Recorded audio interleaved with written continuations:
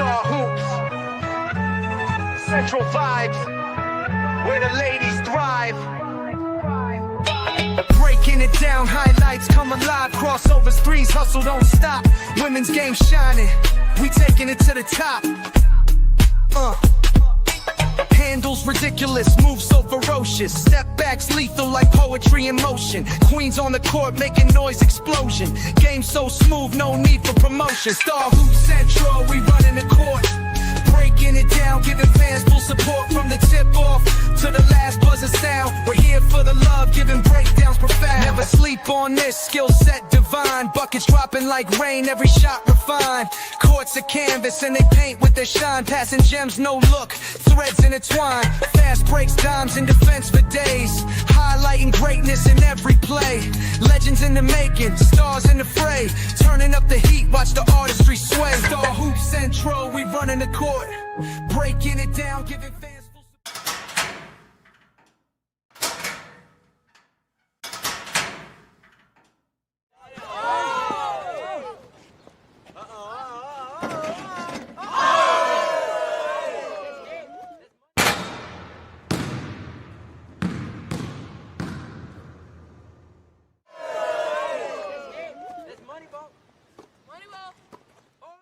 Star Hoop Central, we reign in the game. Fast break the logic, no time for delay.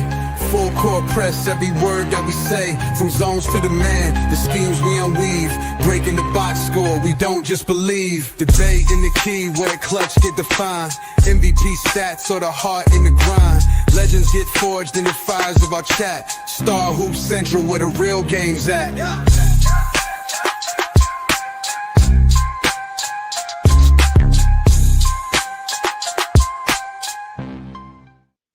Welcome to Stars Hoop Central, where all the stars align. Y'all got to make sure y'all hit that like button, subscribe to the channel, and hit the all notification button so you know every single time we go live. We are here on Mondays, and we definitely trying to give y'all more episodes throughout the week. But appreciate y'all coming through every Monday as usual, tuning in to Stars Hoop Central. Hit the like button for me. Hit the like button as you enter. We have some great topics to talk about. It's been some great hoops going into the playoffs, and we got to break it all down. We obviously get into the MVP conversation, since that's pretty much at a close, I would say, at this point with voting. We got to recap the game last night between Chicago Sky versus the Las Vegas Aces, and we're going to get into a little bit more. But before that, hit the like button, comment, and subscribe. Let me see how the panel's doing. How y'all feeling? Panel? Man, I'm blessed like all per usual. I'm blessed per usual. I'm ready. First of all, I want to say, everybody in the chat send a prayer to my brother at HD. You know what I'm saying? Praying everything okay with him. He dealing with personal matter right now. Just want to say, want y'all to just send a prayer for the brother, man. You know, we here. You know, we riding with him. He'll be back next week, pretty sure. But yeah, just make sure you're all right. But I'm good though. I'm good. Right. I'm straight. Shout out to everybody. Hit the like button. All positive vibes. Positive vibes to HD. Light and positive vibes and prayers to HD. But how you feeling, Prince? I'm good, man. Mondays. I'm good, man. Okay. That's great. Good to hear, man. I'm excited for this episode, y'all, to break down these different topics and get into the nitty-gritty of it. I mean, Las Vegas Aces versus Minnesota Lynx was definitely a good game. I know a lot of people were waiting on that matchup. For some people, it was a deciding factor in the MVP conversation. And the Aces obviously walked away with the win. It was definitely an interesting game. Fee versus Asia. But I really want to hear, because everybody, as soon as the game was over, we already know how it is. Stars Hoop Central is where it's at, man. So everybody like, man, who got to say what? Everybody want to know where y'all heads is at as far as that goes. So we got to update the people after watching that game, your thought processes. So what you think is Showtime after watching the Aces versus Minnesota Lynx, and they suffered the loss. I mean, Asia did MV4 things. You feel me? What you feeling? What you thinking? You gotta come to me first. Yeah. What you mean? So all of a There's sudden, no HD. I mean, there's no HD. It's so only two people for me to choose okay. So you from. don't go to Prince first. You go to Showtime. Now you want to hear my opinion. Oh my God. See, now it's been plenty of weeks. I had to wait second, third. I won the fourth. I won the first option. I feel like Angel Reese. Come on, I man. was like the second, third option. You You trying feel to me? say I iced you out? Oh, I was getting iced out like crazy That's what you when I trying to really say? wanted to cook on something. All right, look, check this out, bro.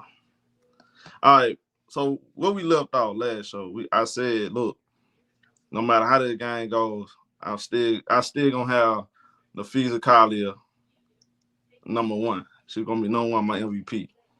Um, I ain't gonna lie, that shit over with. I ain't gonna lie to you, man. Angel Wilson took that shit. She took it, bro. She took it. I ain't gonna lie. I'm gonna keep it all the way player with y'all, man.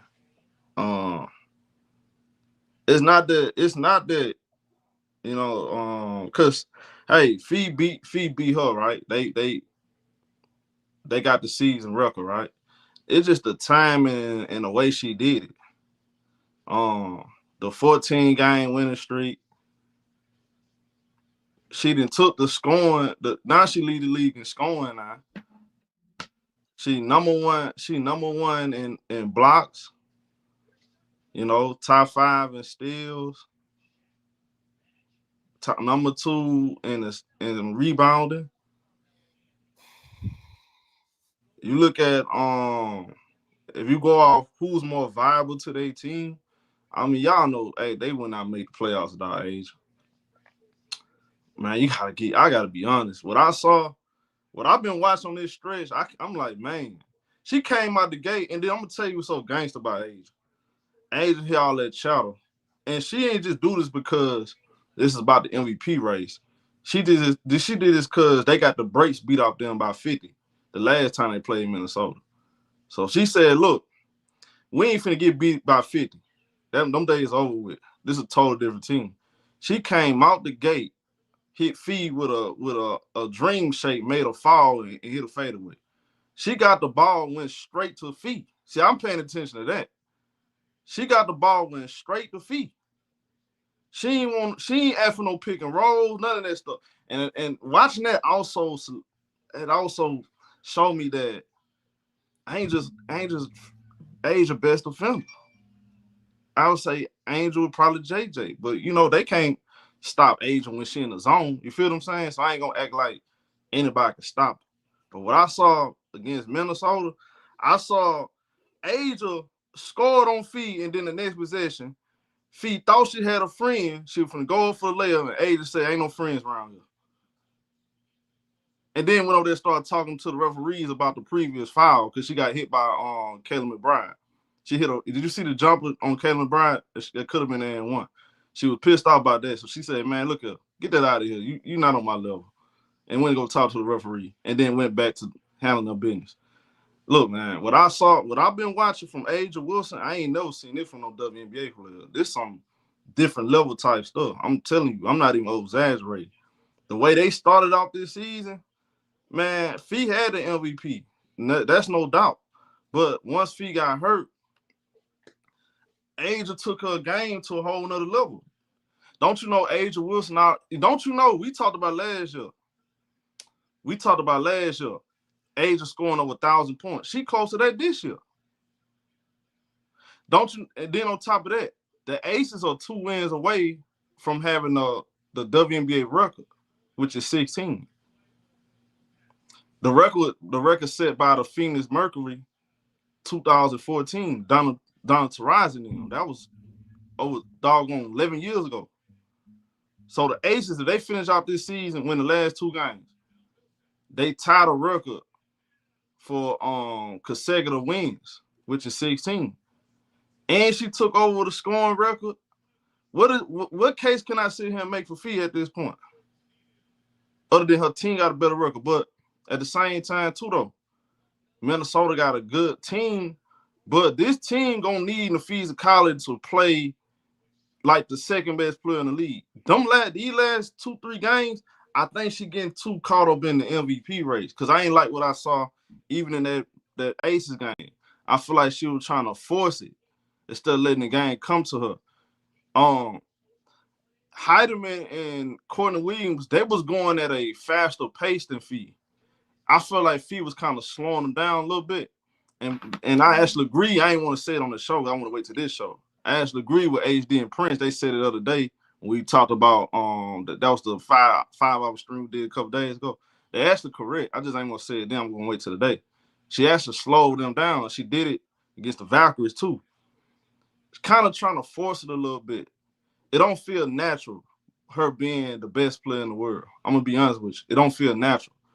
Saying she's the best player in the world and her going out there trying to prove it didn't feel natural. When I saw Asia Wilson, this is natural to her. She wakes up out of bed and say, I'm the best player in the world, and I'm going to show you I'm the best player in the world. It was natural. She made it look easy on both ends of the floor. Not only do I have Asia Wilson as the MVP, but I also think she's the defensive player of the year. Because I can't make the case anybody else having a better defensive year. And I had her pick last year to win MVP and defensive player of the year. I didn't have Fee win the defensive player of the year last year. I had Asia winning both.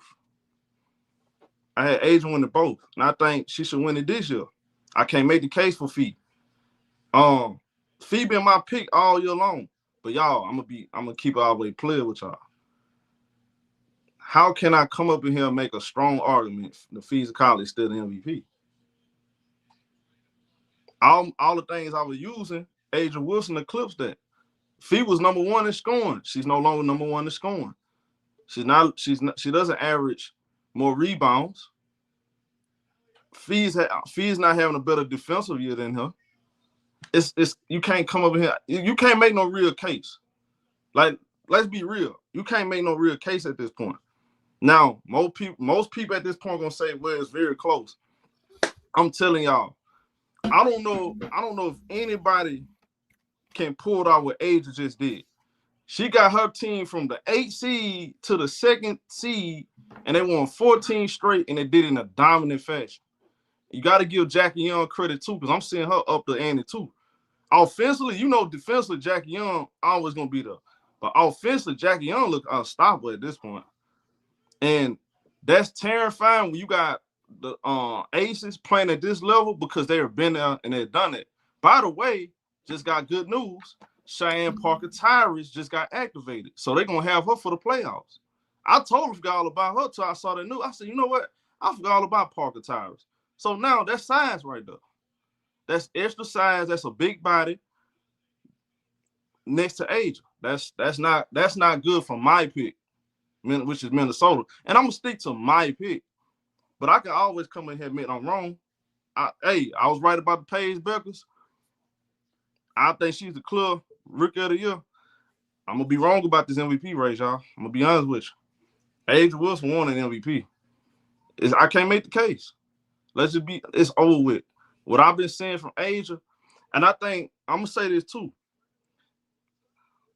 That's good for a lot of you people that don't like Asia.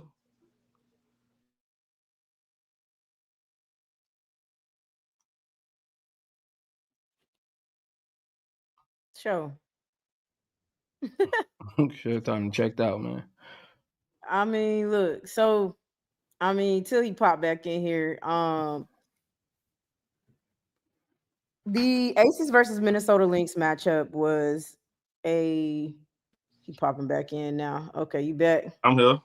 Okay, go ahead. All right, the Asia versus Fee matchup. Okay. Everybody calling me, man. Okay. Y'all can hear me? Yeah. Yeah. All right, so look. I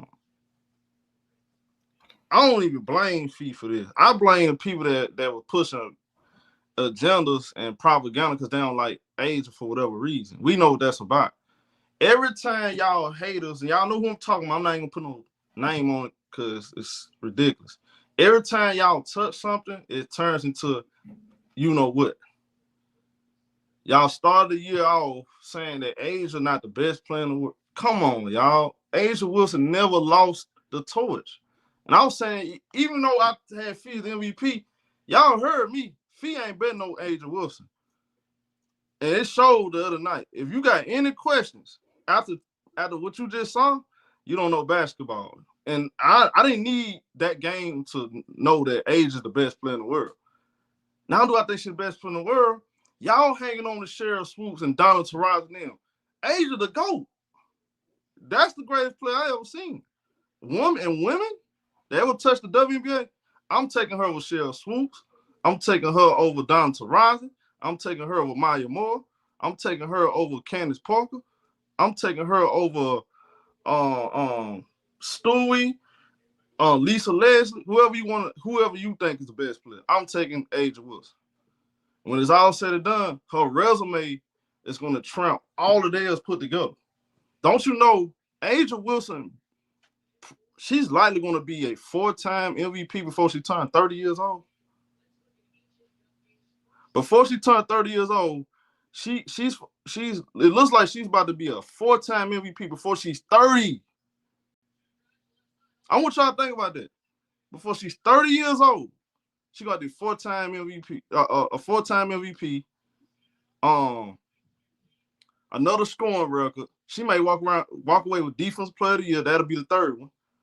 I mean, this is dominance on a whole nother level. So, hey, look, you ain't getting no argument for me.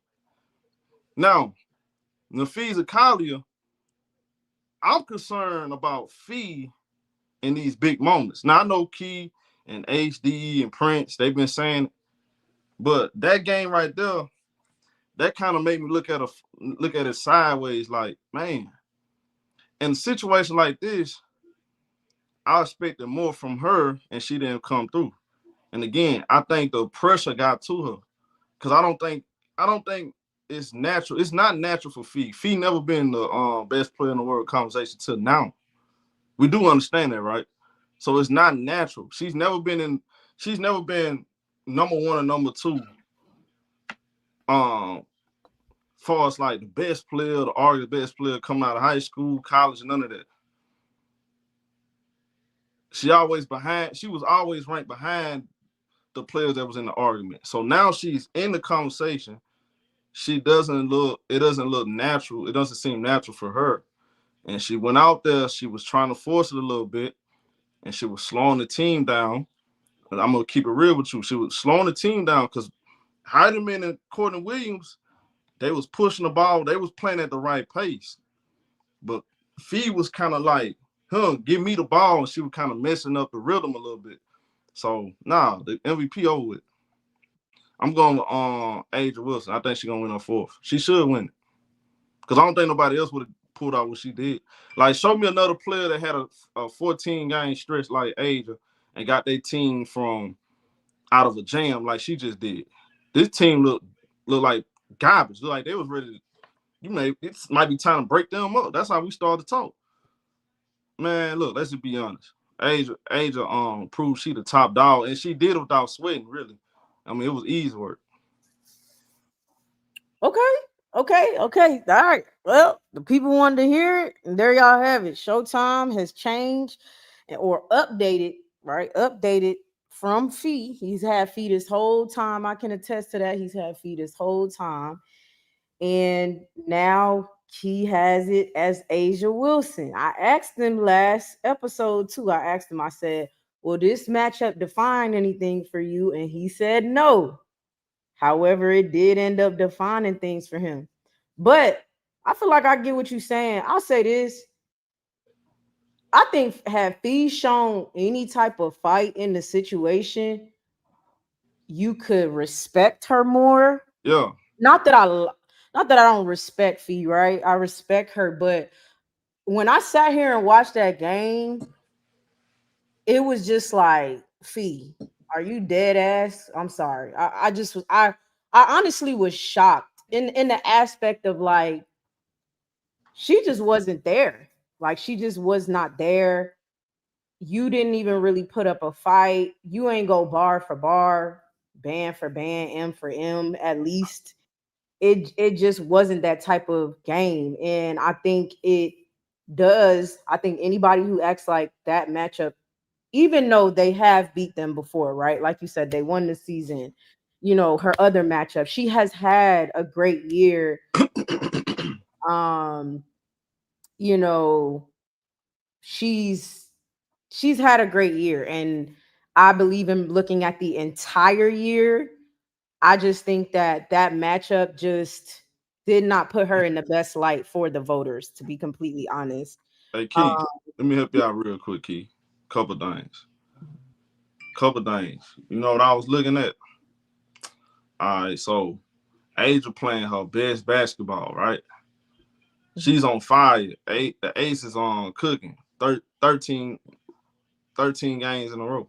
Well, it's 12 games in a row at that point. 12 games in a row, right? Here's your opportunity to put that fire out and show yeah, that you MVP. She didn't rise do to it. the occasion. She Yeah, didn't do it.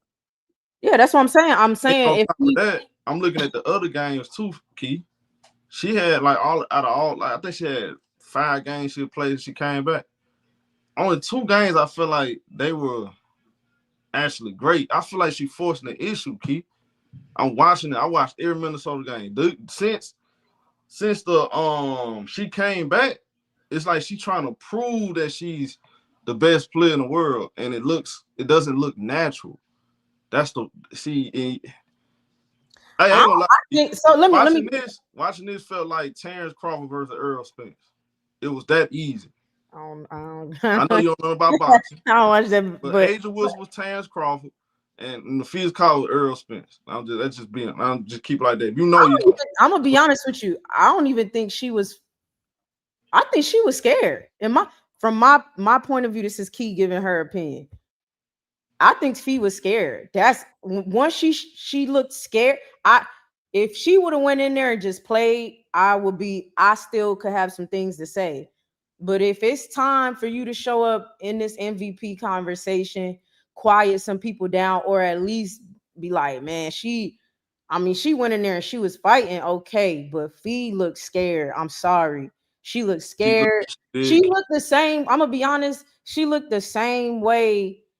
I mean, it's not hard to defend Fee if you really want to defend her. The same way she be when Angel Reese be on her. Like, she don't want to bring the ball in. She want to hang out at the 3-point line. She want to, like, it's just certain stuff that She she. keep it real, Key. She got a heart snatch, Key. Let's keep it 1,000. Asia snatched the heart, took a chain. Man, look, took man. I ain't gonna lie. That was Key. That was hard to watch. I'm a fan of both of them. I'm gonna be honest. That was hard to watch, Key. I mean, it was. I watched it. It was. I mean, it was hard to watch. It was great to watch Asian, but it was hard to watch. I'll say this though.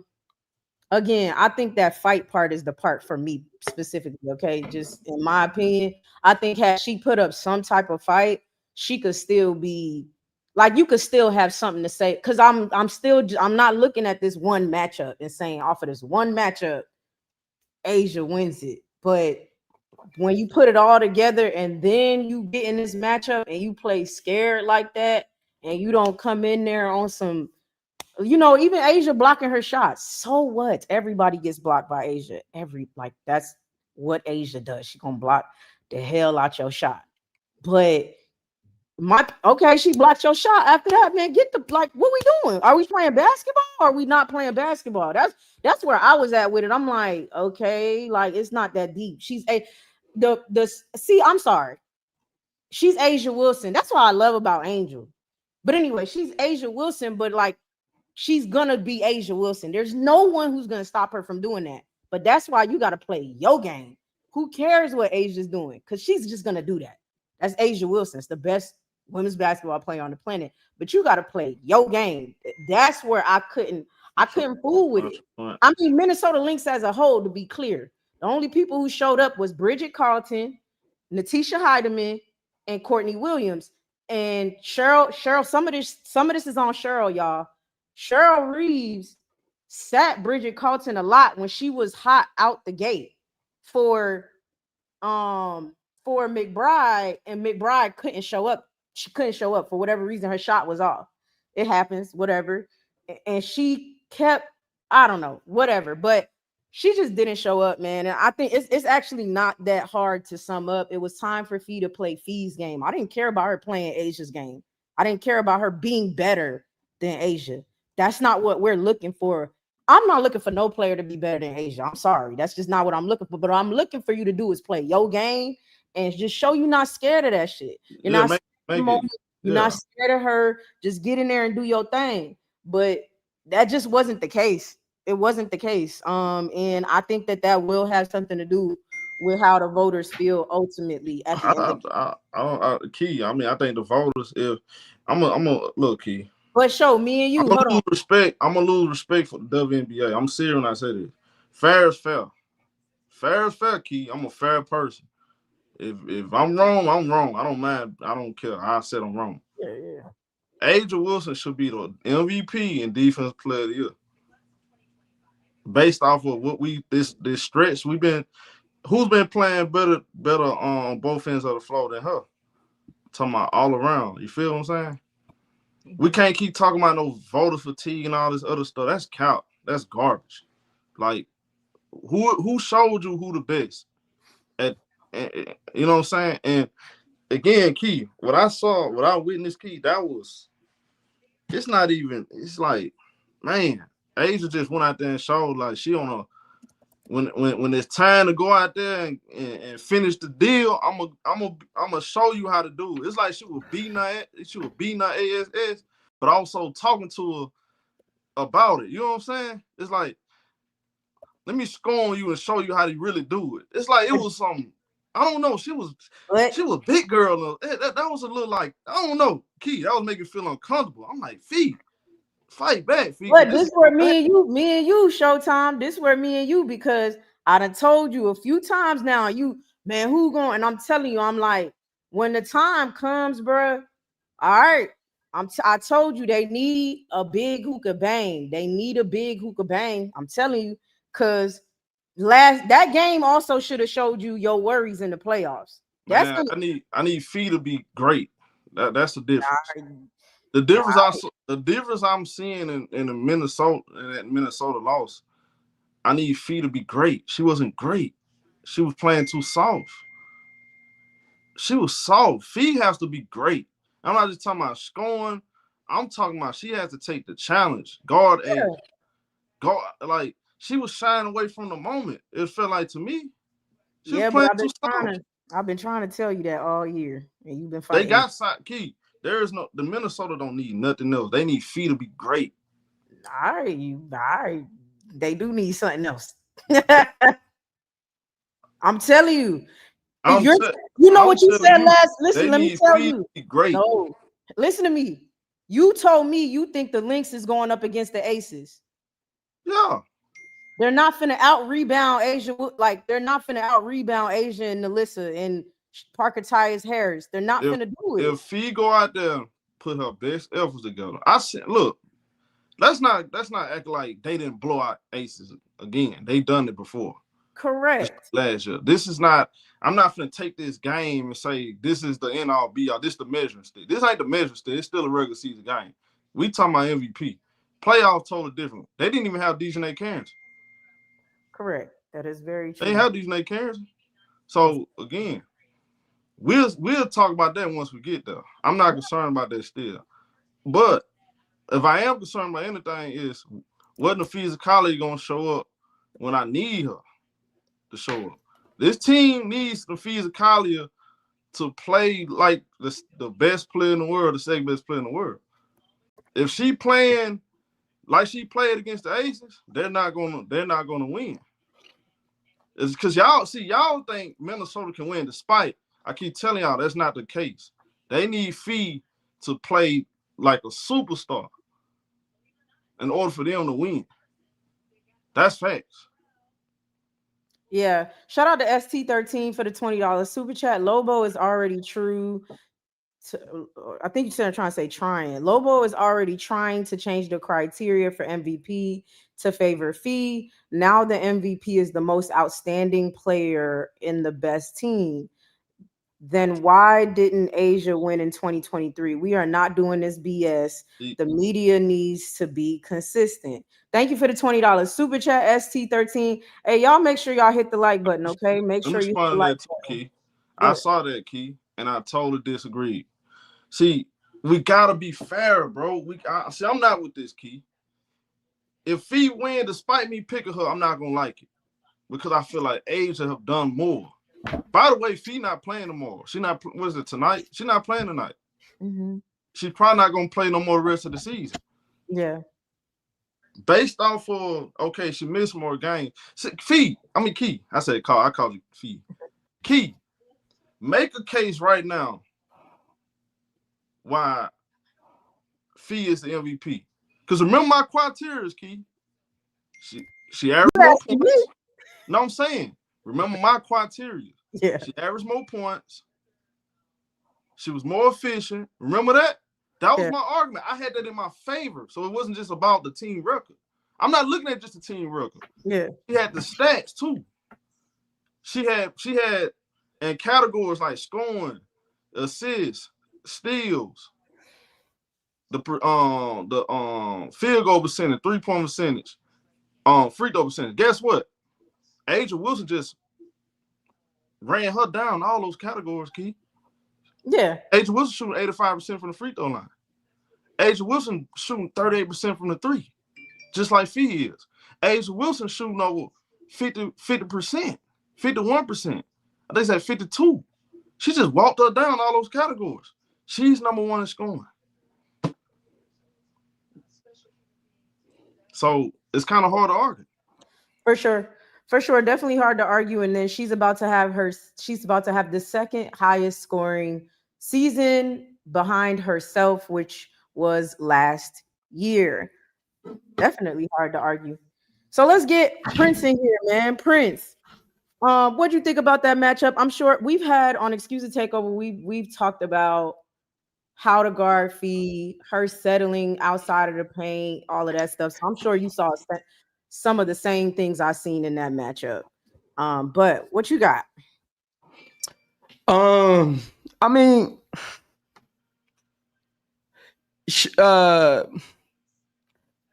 look, in my head while Showtime talking, y'all, I'm gonna be. Hold on. Y'all can hear me? You can hear me? Can't even hear you. Yeah, you're on mute. No, I can hear you. I can't hear you. I can hear you. Hey, chat, y'all can hear me? Give me a yes in the chat and make sure that's just Showtime. Y'all can hear? Yeah, I can hear. They say they can hear me. Yeah. They say they can hear me. Hold on, let me go out and come back in. Go ahead. Yeah, you got to come. But you can hear me, Show. Go ahead. I mean, this is a funny stat, y'all. Who y'all think is the best defensive rebounder in the league?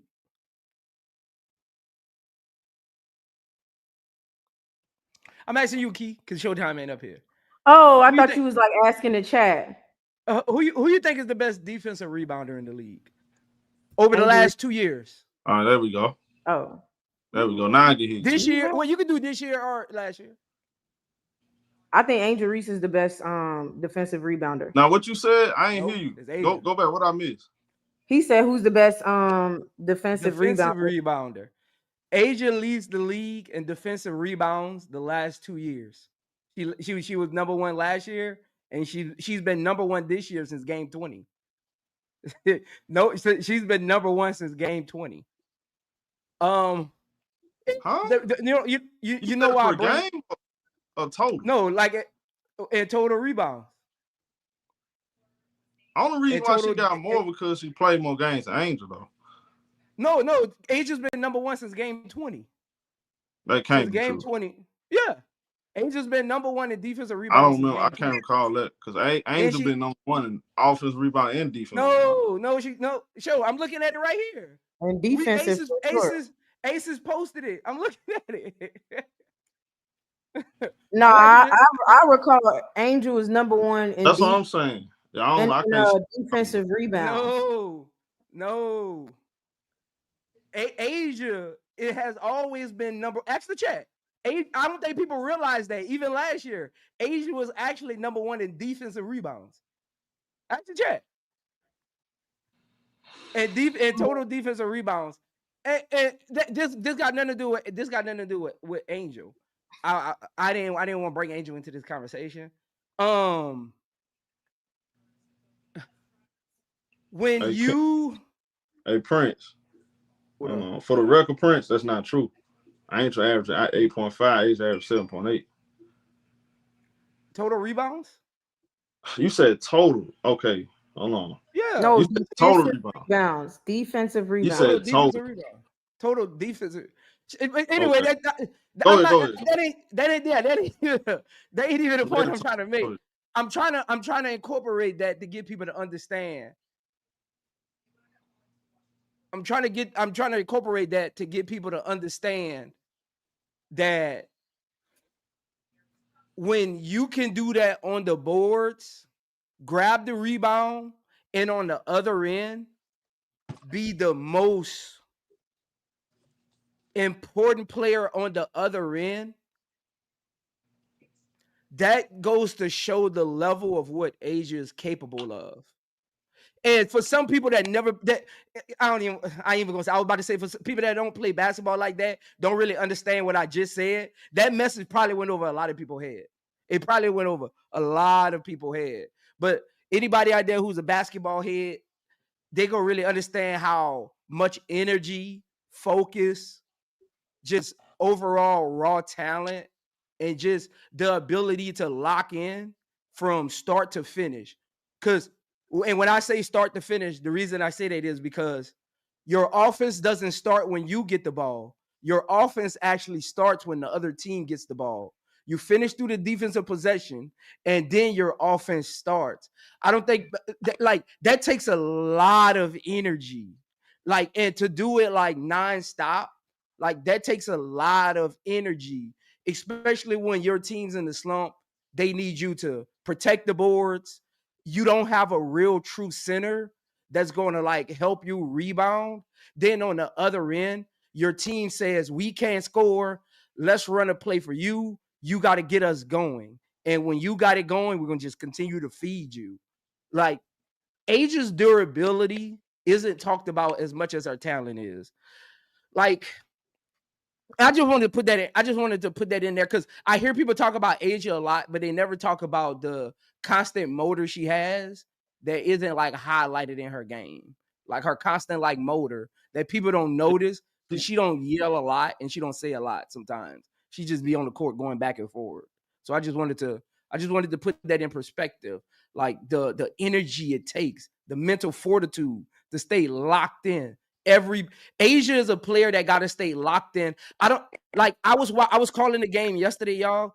Asia is probably one of the only players in the league that got to stay locked in every possession, offensively and defensively. I've been thinking, I'm really trying to find another player. Maybe Key, you could tell me, another player that got to stay locked in every possession. You can't go stand in the corner. You can't go, you get the board this time. You can't go, I'm going to guard the other team's weakest defender. Y'all can handle this one. Let me catch my breath right quick. I'm trying to think around the league. There's not another player that can do that. That has to have that burden.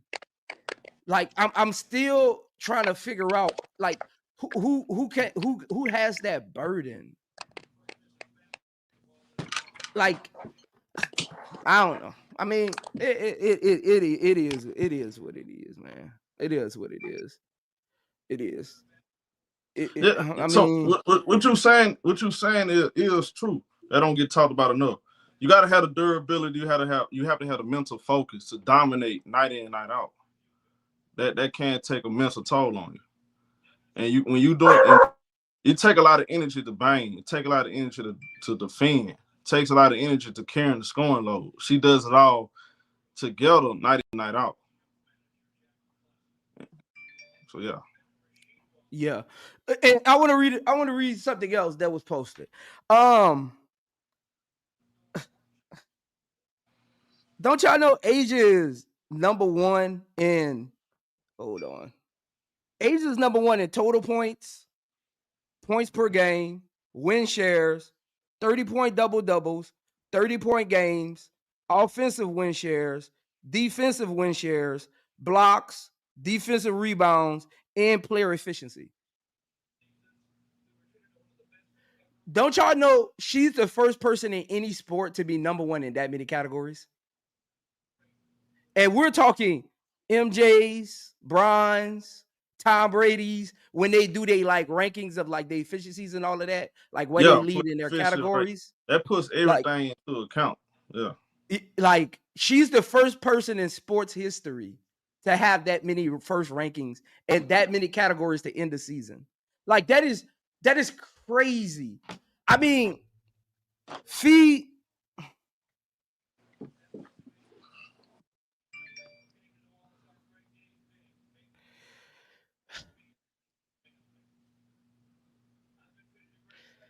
got a burden.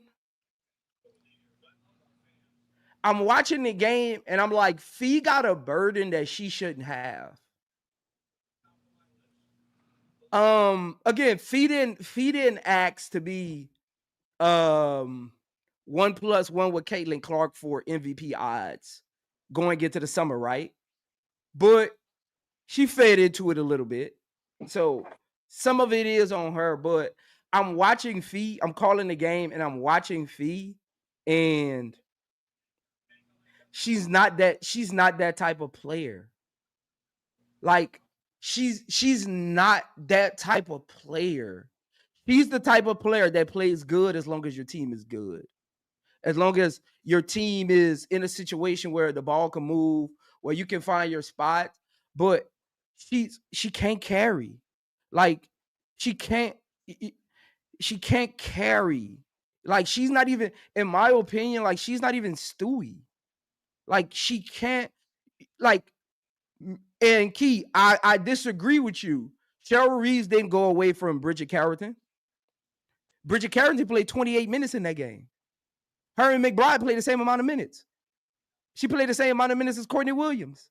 She played the same amount of minutes as Heidemann. Want me to tell you what happened? Playing the same minutes. Want me to tell you what actually happened, Key? Go back and watch. Bridget Carrington shot 3 for 3 from 3 in the first quarter. And ask anybody who was on there with me yesterday. I said, watch Becky put Jackie Young on her. And Bridget Carrington never touched the ball again. She switched Jackie Young onto her, and she never touched the basketball again. She seen Jackie Young on her, and I called it in the second quarter. Bridget Carrington literally took herself out the offense. She went sit in the corner after just being involved in the play. Like, because one of her shots, she wasn't even involved in the play. She inserted herself into the play to get open. Once Jackie Young got on her, she literally took herself out of the offense. She didn't even want to touch the ball anymore. Like, she literally went stand in the corner. That's like, as the best player on the floor, you got to read your team. They needed Asia. They needed Asia, Key. Fee. They needed Fee, Key. Bridget Carrington took out the game. I agree with you. McBride never had it going. She was jacking up ill-advised threes on fast breaks. Jackie Young was getting what she wanted on her, getting to the paint. She got switched on to Asia a couple times. Asia took her heart early in the game too, because for some reason Cheryl Reese thought she could guard Asia on the pick and roll, and Asia just kept shooting over her. I don't know why Cheryl Reese thought that would work. I guess because she felt like McBride is a savvy, crafty defender. She got a big body, but I mean, Asia was just shooting. Asia didn't even see her. She was just shooting right over her on the switch. I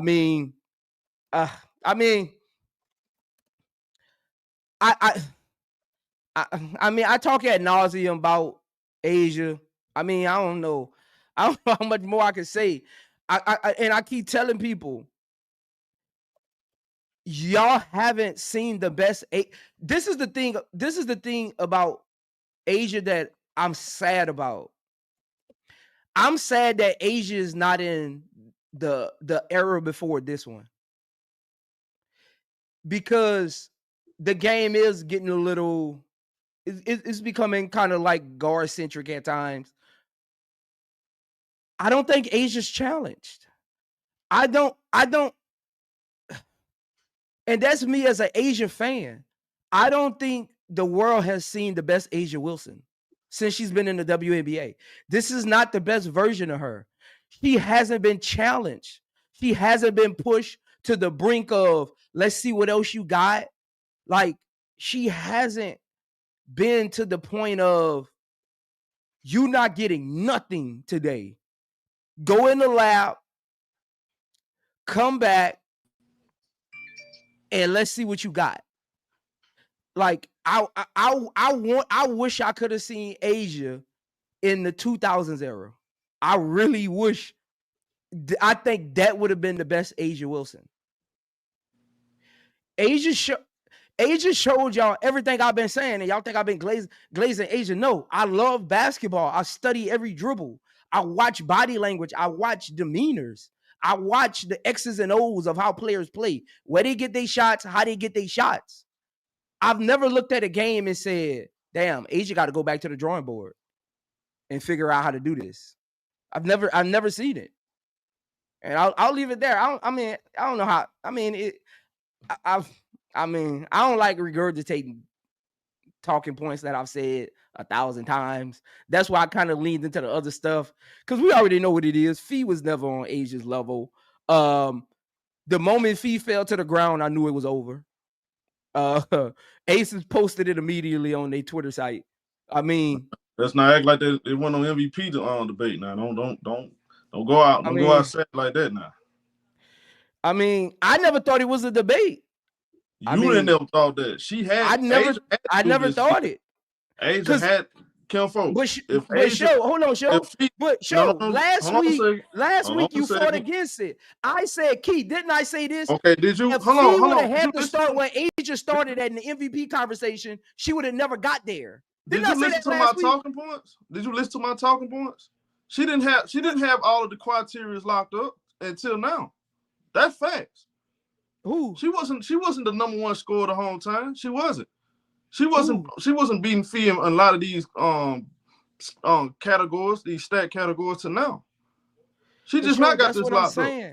But that's what I'm saying. But you were saying that 2 weeks ago. That wasn't the case last. Kim Folk, I don't have. Let me say this. I'm not saying this to go against you. I'm going off of facts. What's the criteria for MVP has always been the same. You know that across the board. I'm gonna go off that. I'm gonna go off what I see and give my own objective opinion on it. I've been giving an objective opinion, just like today. Fee, all the things she had in her favor, she no longer have that as of today, September 8, 2025. Asia had to do that to win the people over. Don't you know the odds will stick? Go back, Kim Folk, if you think I'm lying. Before the game, who's the odds favorite to win MVP? It was still Fee. Fee been an odd favorite since. No, it's not. No, you ain't doing your research. Google it. Asia Wilson not a favorite to win MVP. It was Fee was the favorite still. That changed. Go Google. That's what I said. I said it was Fee. No, go Google. No, hold on. Did I say it wrong? I'm confused. Asia is now the favorite. Asia is the favorite right now. It's not Fee anymore. I know. I'm confused. I'm confused at your argument here. I'm confused at what you're talking about. I'm lost. Well, I'm not speaking Chinese. Okay. I'm confused at what you're saying. Let me help you. I think he's trying to say. Let me try. Look, hold on. He's trying to say. Fee did have it on lock, and Asia had to ramp it up to lock in. But Key, that's irrelevant. Key, I've been saying that for 4 weeks. That's your opinion. You gave your opinion. I'm confused. She was not going to MVP if she didn't do what she just did. Yeah, because you too caught up in that age and stuff. I'm telling you the truth. I'm telling you a fact. 100%, Kim Folk. I'm confused at what you're talking about. I'm lost. If Asia Wilson did not perform like this the last 3 games, she would not won an MVP. I agree with you. I'm confused. Yeah, so you talking about, you asked me 2 weeks ago. Yeah, she didn't have, I can't say she the MVP because she didn't have all the criteria locked up. I'm not finna get an MVP because she's the best player in the world. I told you, Why Fee was the MVP and it had So nothing? It wasn't just about the team record. I'm lost though. I'm confused. Let me get to these super chats real quick. Shout out to River for the $2 super chat. Paige has that, but Dallas is not good. Thank you, River, for the $2 super chat. Extra P, thank you for the $5 super chat. Why ain't assists a big deal this year? Last year, they were the best thing since sliced bread. We'll get into that later. Appreciate that. Appreciate the super chats. Y'all make sure y'all hit the like button. Y'all make sure y'all hit the like button. Go ahead, Showtime. All I'm saying is this. Man, we can't give somebody MVP based on one criteria. I did the same thing with Shai Gilgeous-Alexander argument with Jokic. Look, you gotta take everything into account. All the talking points I was using for Fee, it was about the scoring and the stats. Go back and listen to the shows, Prince. You know what I'm talking about. Again, she doesn't have it in her favor anymore. Okay, what that got to do with what I said though? Yeah, you make it seem like it was never raised. Oh, it was over 2 weeks ago, and that wasn't true. Okay. All right. I'm confused. My whole thing was, I'm pretty sure episode 17, I had Fee 1, AT 2, Alicia Gray 3, and Asia Wilson 4. The next week, I moved Asia up to 3. AT was number 1, Fee was number 2, and it kind of like changed as the season. I always had Fee number 2. I mean, Asia number 2. I always had Asia number 2. Key. Be honest, Key. Did I always have Asia number 1?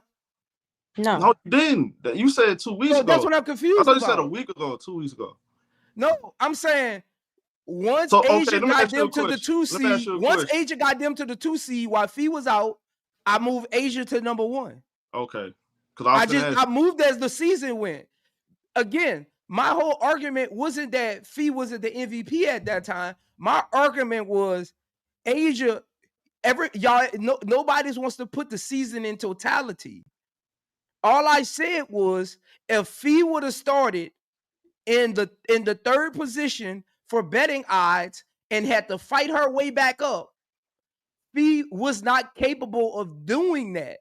That's why I said people don't realize that Asia wasn't the betting odds favorite. Asia had to fight off Alicia Gray. She had to fight off AT. Then she took the heart from Fee. She was second and third the whole time. She was second and third. No, they had AT in front of her at one time. The betting odds had AT and Alicia Gray in front of her. Go look at the first month of the season. Go look at the first month of the season. True, bro. When Alicia Gray won her first player of the month, they had Alicia Gray number 3. They had AT number 2. Betting odds. Show, I bet all the time. Trust me. I knew the odds. I was saying them every time we came up here. Before the season started, Angel was like number 3. Yeah, I said that.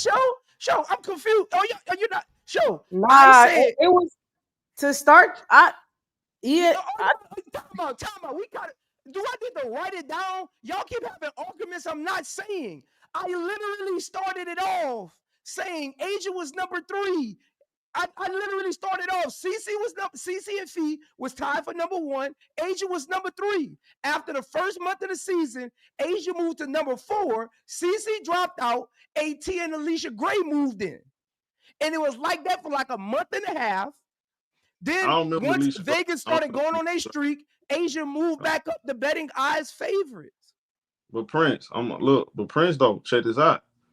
If you go back and look up May betting odds favorite for MVP. They had CC number 1 and they had Asia number 2 though, Kenfo. Not everybody, betting websites all have different answers. You do know that, right? Like, for example, I think DraftKings, I think they had Fee. I think they had CC, Fee, and Asia in that order. But there was a couple one I saw had Asia number 2. As a matter of fact, I told you that though. We talked about this on the phone.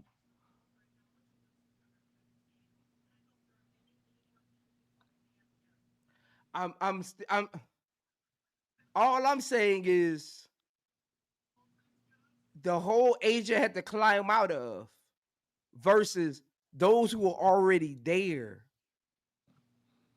That's all I'm saying. The hole she had to climb out of versus those who are already there that got propped above last year's MVP is asinine. And then she had to literally, the MVP had to literally prove to the WNBA she was the MVP. When the other two didn't have to prove that, CC came into the league. As long as both of them had their numbers from last year, they would have won MVP, have been the betting eye favorites, which is crazy. Asia had to come out and guns blazing, had to hop over people just to be in the MVP conversation. I'm confused. I disagree with that statement you just made. I disagree.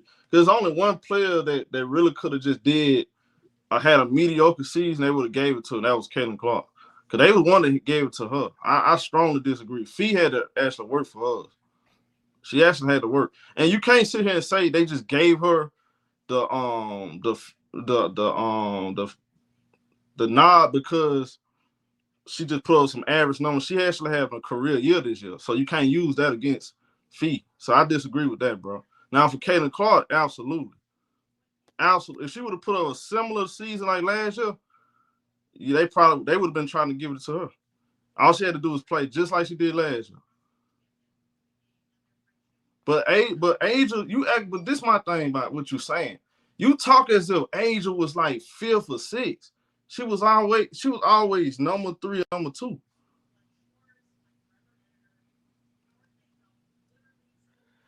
But that's my point though.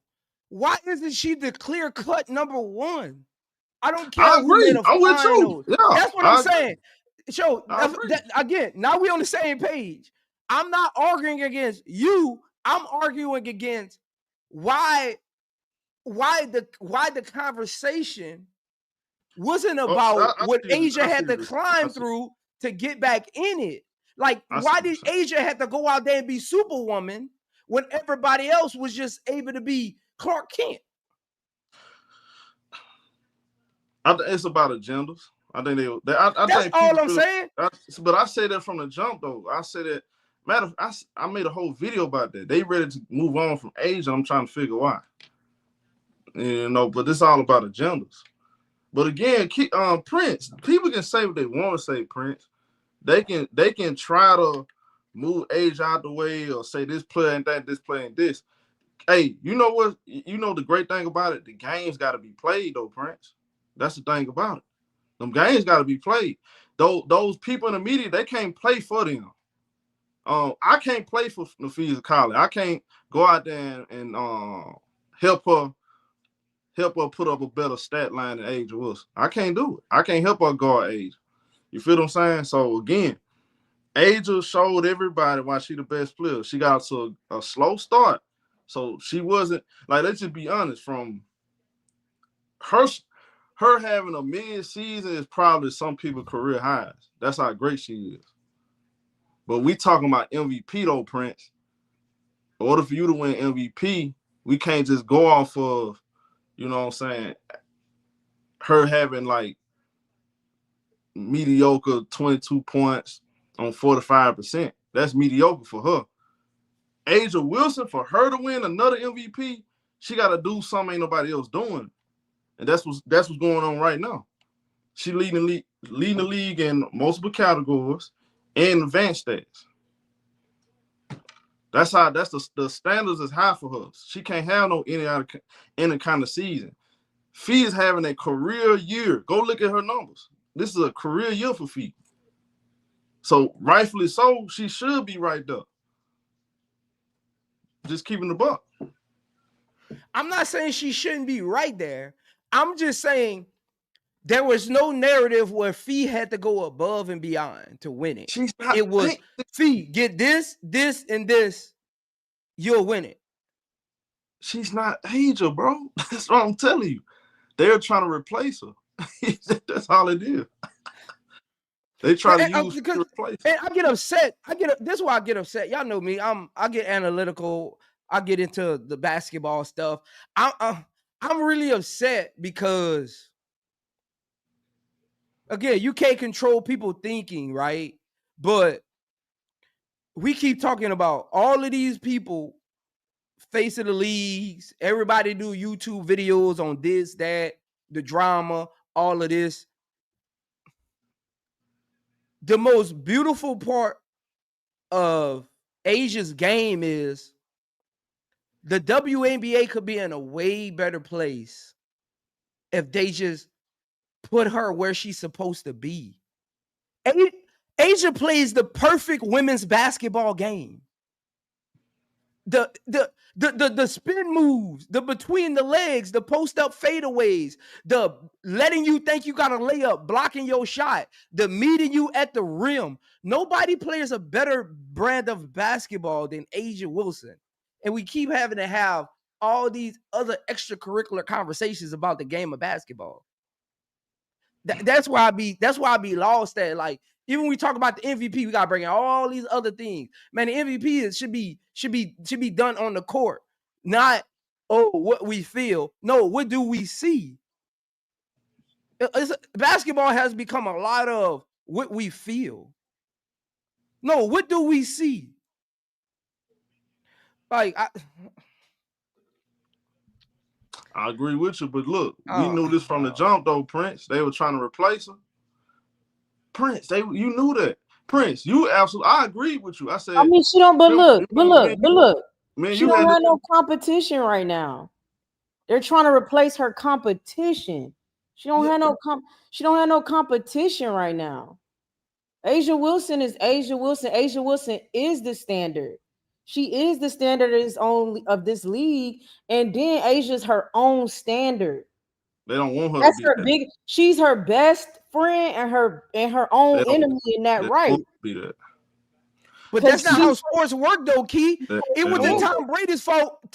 Peyton Manning didn't live up and Drew Brees didn't live up to his competition. No, the NFL still propped him. It wasn't Michael Jordan's problem that Reggie Miller and Clyde Drexler and them didn't live up to the expectations of Charles Barkley. The NBA still put him up there. I get that. The CC thing, I really don't have no, because I don't understand that and I hate it. So that I have no words. They don't. Anything, you know, which I have not seen the after that. I seen the one where it was CC and then Asia. I didn't see a CC and Fee one. I saw CC and Asia, whatever. That is just pure foolishness. The CC crap. Key. They trying to use Fee to knock Asia off. I told Prince this from the jump. I said, Prince, you know I don't move like that. I'm picking Fee for a whole different reason. They know CC can't reach Asia level. She'll never be on that level. She'll never be defensive player of the year. She's not gonna be no 4-time MVP. I don't see it. She's not gonna be no champion until she actually proves it, right? So they know the closest thing to knocking her off is Fee. And so if she knocks her off, she's more in reach for CC reaching her. She can reach her as long as she knock out Asia, because Asia's so far up there. You can't do that though. To Prince's point, it's too much about feelings when it comes, especially WNBA. Bro, y'all made this. Folks be making this into some reality TV show. The Love Island or something. I don't know what's this about, bro. Man, you can't change some. Man, look, it's gonna take somebody to do this on night in, night out basis, dominate on both ends of the floor. Night in, night out basis, year after year to knock off Asia Wilson. Y'all do know that, right? Angel come out, look, I don't care who it is. You can go out there for one season and dominate more categories than Asia for that 1 year. That ain't gonna make you better than her. You gotta do that more than 1 year. I'm always a believer of that. Angel been doing it year after year after year after year after year. This is her 8th season. She about to be in half of her time in the WNBA. She's been an MVP. Think about that. So we can move on. Let's just put it like that. And Key, for me, it ain't about giving her competition. I'm all for competition. I'm a competitive person. Like Showtime said, they're not trying to boost up Asia's competition. They're trying to erase her. That's the point. It started with Stewie. They're trying to erase her. They're not trying to boost their competition. because boosting her competition would do nothing but bring out the best in Asia. I want them to boost her competition so y'all can see Asia give them 50. I will die on this sword, Key. Asia could score 45 points a game if she wanted to. Asia could average 20 rebounds a game if she wanted to. I just need them to move like basketball is supposed to be moved. It is exhausting. And again, this is me thinking selfishly, because y'all know me. I don't get into all the drama, the hit pieces, the articles. I'm an X's and O's guys. So this probably not even hit home for most people. When I talk basketball, I want to talk basketball because what I do, and again, this is selfish for me, not nobody else up here. What I do doesn't get enough praise just because I really talk X's and O's basketball and the technological things of basketball, and it goes over people's head because the society is stuck on everything else. Do y'all want these women to be basketball players or politicians and Real Housewives of New York, Chicago, and California? That's not the game I grew up playing. And again, for me, that I'll keep saying it. Maybe for me, that's just me speaking selfishly. But when I have a daughter, I want her to understand how to be great at basketball, not everything else.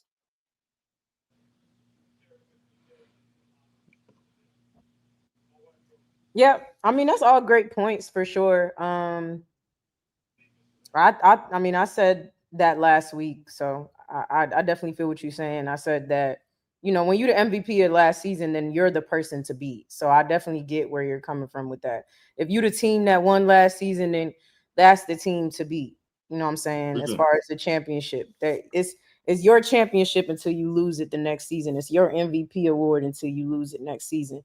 Especially as many as she's gotten. It's not even like it's her first MVP last season. Like it's her third one. So it's like I definitely get what you're saying. So we'll see what how the voting goes. I think she should win it at this stage of things. And I had AT number one for the longest time. So I think at this stage, though, Asia should win it. So we'll see. We'll see how the voting goes. And we'll see how we come into next season.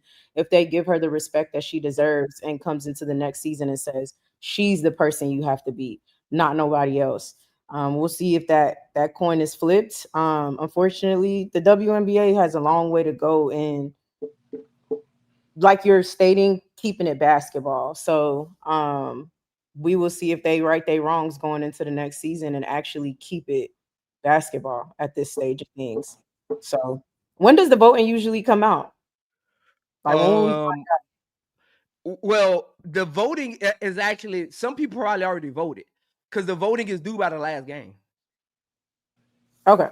All right. Well, it's gonna be interesting for sure. We'll see how that voting comes out. I'm excited to see, but I think we all three agree that she should win it. And if I know HD like I know HD, I think he thinks Asia should win it. He had Asia number one last week as well. Yeah. Shout out to River for the $2 super chat. Y'all make sure y'all hit the like button. Appreciate the super chat. River said took an injured fee for Asia to beat and catch up. If you feel like that, River, you start over close it. But let's get into the next topic at hand. Speaking of the Aces, we got to get into the Chicago Sky versus the Aces. We got to get into the Chicago Sky versus the Aces, man. Got to talk about it. We already knew coming into the game, the Chicago Sky suspended Angel Reese for half of a game. Half of a game to protect, I'm using their words, to protect the players, okay? To protect the players on her team, they suspended her for half of a game.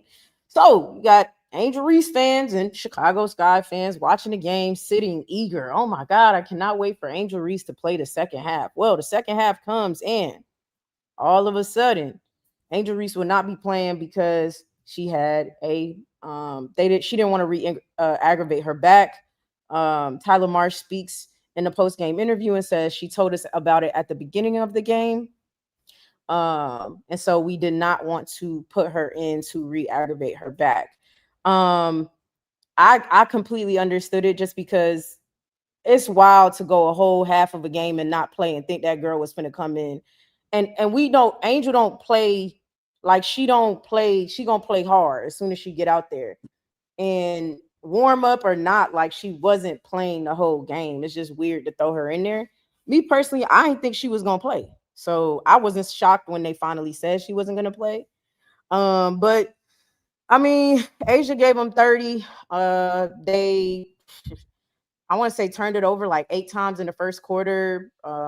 They was just being, the Chicago Sky. It was a hard game. That was a hard game to watch. Like, that was just because they literally look like they don't know how to play basketball. I'm so sorry. Sev is like, bro, anytime she even touched the ball, I'm losing my mind when Sev Uzun touches the ball. Like, she's a turnover machine, taking contested shots, not a playmaker, just so many things. It was just bad. So, what would you think about that, Prince? Halftime comes and they don't put Angel Reese in. I know we all agreed that she shouldn't play. So, a shock it probably wasn't. But I mean, what'd you just think of that whole debacle? Anyway.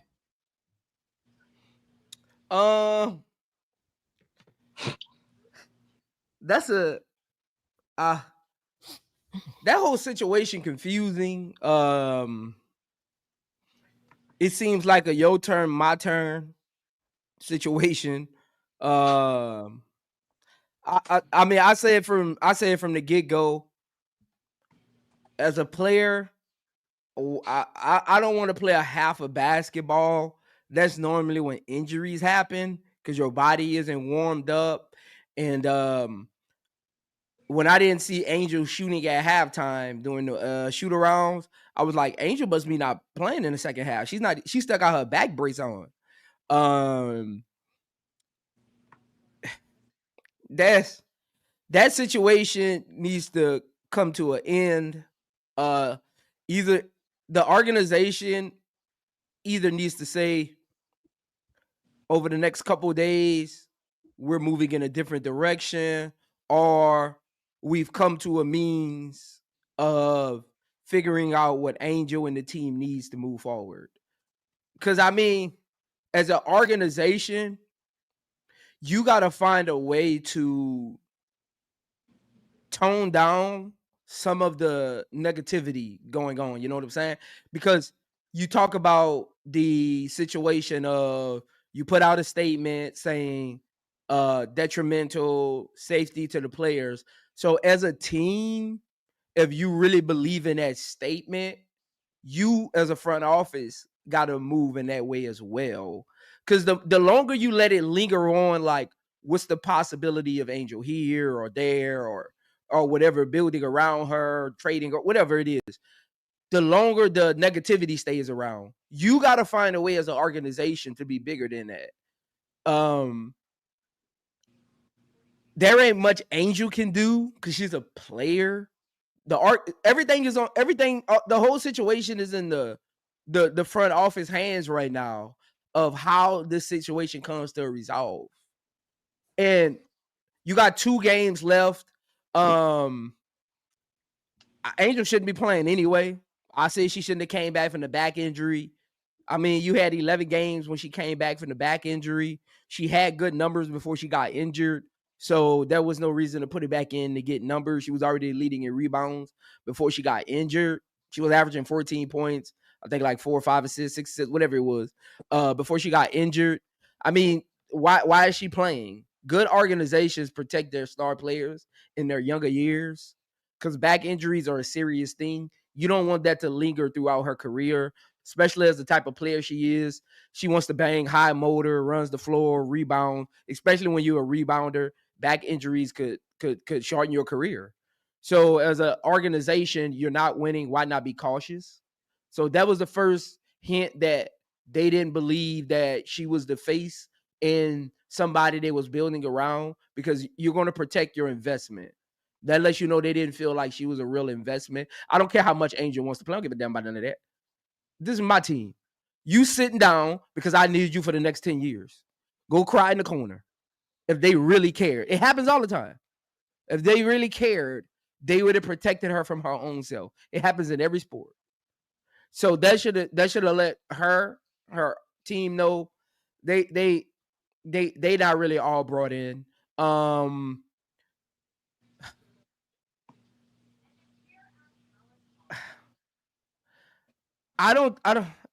It's weird because I don't understand with the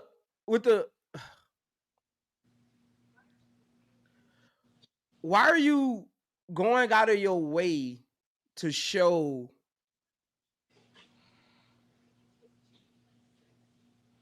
she's not bigger than the program? Like, I don't, that's the part that's confusing to me. Like, today you come out and say Allie Quickly and Vandersloot has a camp coming up on the 21st of September. You keep doing walkthroughs. You keep trying to post Camilla with other players. Like, I could read through all of that. Like, y'all wasn't doing none of that before. Like, the way that they're approaching it doesn't make sense. Like, she controls the media market for your team, right? Every team has a player that controls the media market for their team. CC for Indiana, Asia for Aces, Paige for Dallas, AT probably Satu a little bit. She got a little buzz with the media. Like, you got to play, like, you as an organization need to be keen and aware of that. So why are you poking at the media with it? Because at the end of the day, the audience drives the media. So you're literally poking at the audience saying, no, watch this. No, this is really what it is. No, that ain't, like, I don't understand all of that. I mean, again, man, situations like this just make me not get on YouTube. Like, it literally just it takes something out of me. Because it shouldn't be going, like, it's just, I don't know, like, it just takes a, like, y'all can tell today my conversation's not even straight.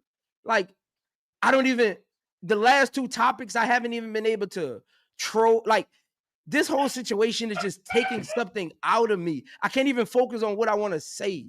I'm everywhere and all my, like, I'm just being vulnerable and honest. This isn't basketball. It's just taking something out of me.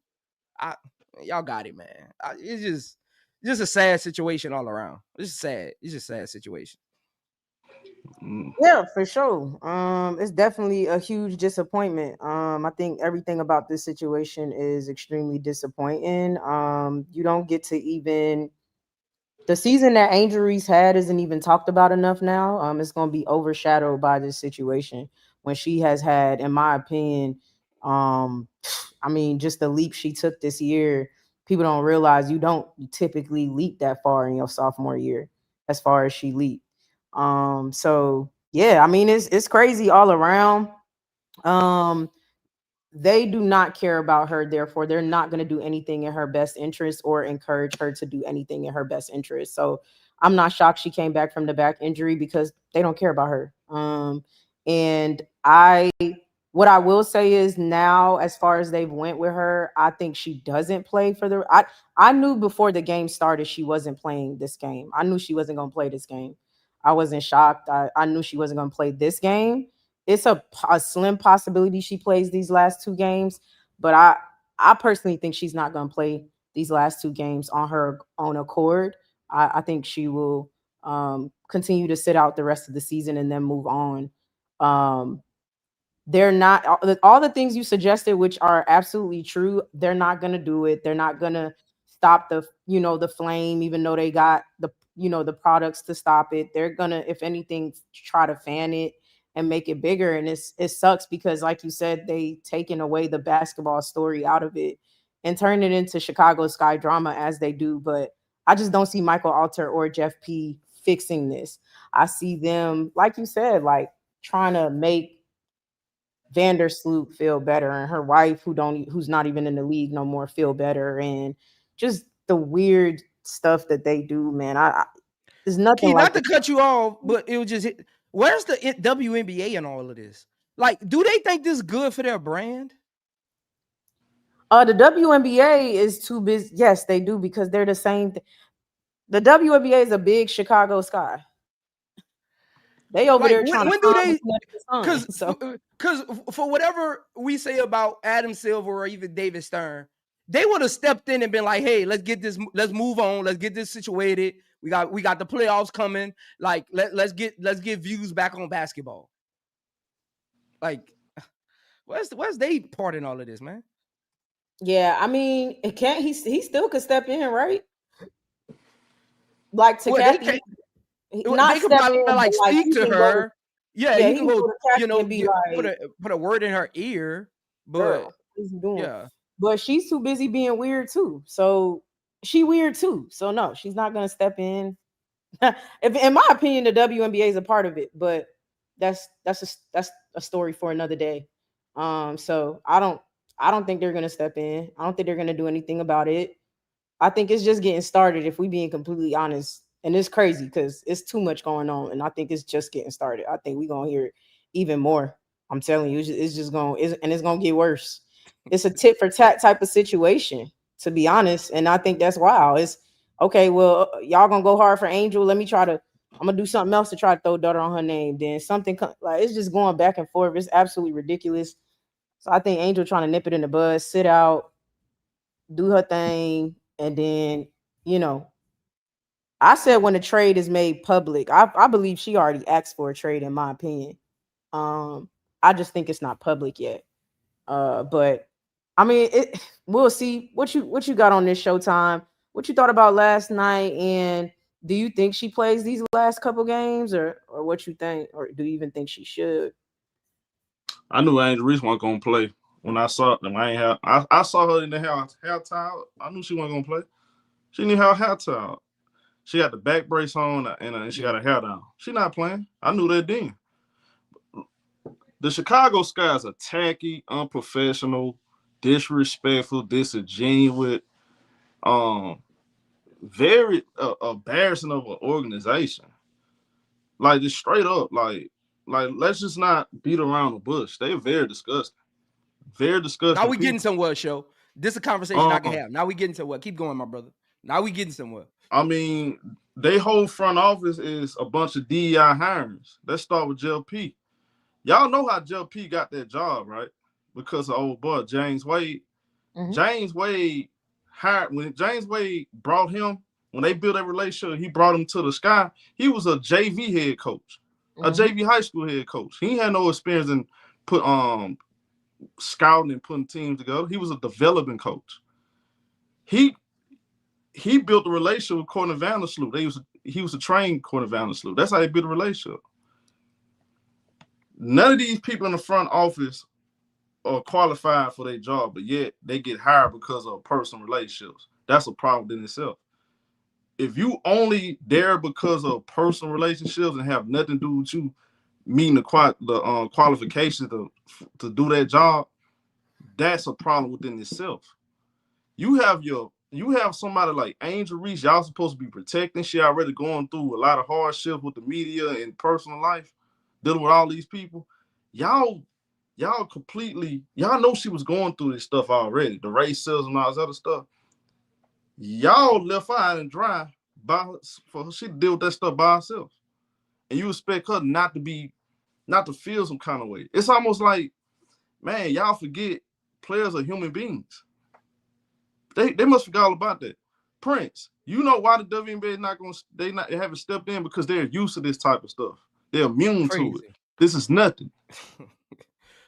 So you got the playoffs coming. Nobody's talking about the playoffs teams on social media. The playoffs is in less than a week. Where's the playoff commercial? Where's the playoff commercials?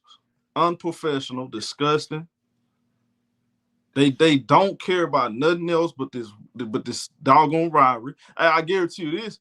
If that rival was playing in the first round, they'll be talking about it every single about day. 20 commercials by now. Every single day. So again, it starts with the leadership, terrible leadership, terrible organization. Look, I don't think people realize how disgusting this is. This borderline, this straight disrespectful. I'm gonna be honest with y'all. I don't know why y'all can't see it, bro. This is straight up disrespectful. Man, you don't dog your. Y'all talking about Angel dogging her teammates. They dogged her in the beginning of the year. How y'all missing that point? They straight up embarrassed Angel Reese in front of the company. Imagine you being around your husband or your wife, and he said, "Man, hey, baby, when you use the bathroom, you don't never flush the toilet. You won't feel embarrassed. How can you embarrass somebody you have like you pour into that individual? They're supposed to be pouring into Angel Reese. They're supposed to be pushing her as the face, but yet they're using her. And it's like, this is mental abuse. I don't know if y'all know. This is mental But abuse. show, they don't even got to put her as the face, show. She's a young black female. In a sport, she came into with racism and negativity. Where's your compassion for making sure she's in a good mental state? As like, they could never come out and say they did everything to make sure Angel felt safe. Like, No. that's where I'm at with it. Like, where's that part of the organization? You know, this is embarrassing, bro. And y'all think this is a bad look on her. This makes people not want to go over there even more now. They don't notice that. They so stupid. Y'all so stupid. Don't y'all know y'all making players not want to come over there even more now? Look at what the players around the league are saying. You putting Angel Reese at risk of getting seriously injured. I'm going to suspend her for the first half, then play her the second half. Don't y'all know she can get a serious injury from that? That's something they don't give two F's about that girl. They so stupid, they don't realize all the other players see that crowd. They not frowning at her, they frown at Joe. Why y'all feel like y'all got it made so much? Let's talk about it. I'm sick of this crap. What y'all think y'all about it made so Shannon much? Sharp said it too. Like Shannon Sharp said, like, you don't say that publicly. I could tell by how Angel said that and how they're reacting. That ain't the first time they heard Angel say that. She been saying it since Unravel.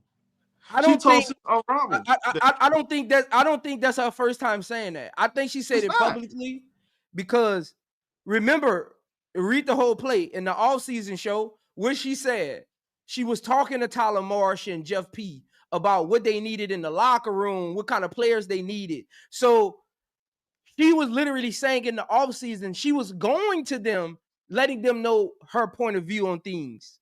But from her comments, it comes off like they didn't take heed to it. So I think even though hindsight 2020, some of the stuff she said, you just tell your team in the locker room. I think just looking at the full picture, they literally pushed her towards having to say that out loud. Because you can tell the way she spoke about the roster, she didn't have a say in it. So I'm just trying to add all the pieces together, Show and Key, and you can tell when a player gets pushed to a brink of, I gotta publicly say this because the organization isn't hearing my cries. You gotta get what I'm saying? Like, they aren't hearing my pat to what I think is greatness. But Prince, it's a setup, Prince. Everybody knows what everything in that article she said prior to that. Prince, like, she said it to the team. The team was there and agreeing with her. There's articles The team was there and agreeing with her when they were speaking directly to Jeff P and the organization. They are now acting like they never heard it before. The same with the organization. They were there. They had staff there when she did that interview. The staff was there. They knew about the article. They read the article. They didn't have anything taken out of the article. They released it just like that and then released Annie Costabal's response to it like they never seen it before. That is the most manipulative, psychotic thing I've ever heard. Prince, imagine me coming, dog. That's crazy when this you is think about mental abuse, y'all. Don't. Prince, hold on, real quick, Showtime. Prince, imagine me telling you to slap me, right? I tell you to do, hey, slap me, right? You slap me, and then I go, y'all, Prince slap me. That's literally what they did. I told you to do it. Yeah. And then basically. I turned around and made you the villain in the story when I told you to do it. They literally they made her do that interview. She didn't want to do that interview. They made her do it. She answered the questions. They paraphrased most of it. And then a staffer was there. It's a setup. This is all a setup. They want it to be like this. But they are doing this on purpose. This conversation started from the X interview for last year. Better guards. If you really pay attention, she been preaching about it. Her community needs better guards, wings, to help them fully like take the pressure off them. They're able to play their game and make their job a lot more easy. So this conversation didn't start 2 weeks ago, y'all. This been going on. This is sick. This stuff been going on, y'all. And look, that's why they went out and got more white players and international players, because they know these black women talk among each other. Let's keep it real. Black women, they gonna talk among each other, and look, they want their own space. They want facilities. You know, women are very picky about certain things. These are women at the end of the day. Let's not forget that. These are women, and they want certain things to be a certain way. When you got a name that holds weight like Khalil Copper leaving the organization because they didn't have those things, what you think the other women gonna do? They're gonna ignore everything Khalil Copper said in that newspaper with Chicago Time 2 months before she left? You get a chance, go read it. She talked about the same stuff. They're not gonna ignore what she's saying. Her name holds weight. That's why they went out and got a bunch of players and a bunch of personnel that can bring in this organization. They can push around and they can manipulate and use them as puppets. Because let's be honest, a lot of the black women, they're not going for it. They're not pushovers. Let's just be honest.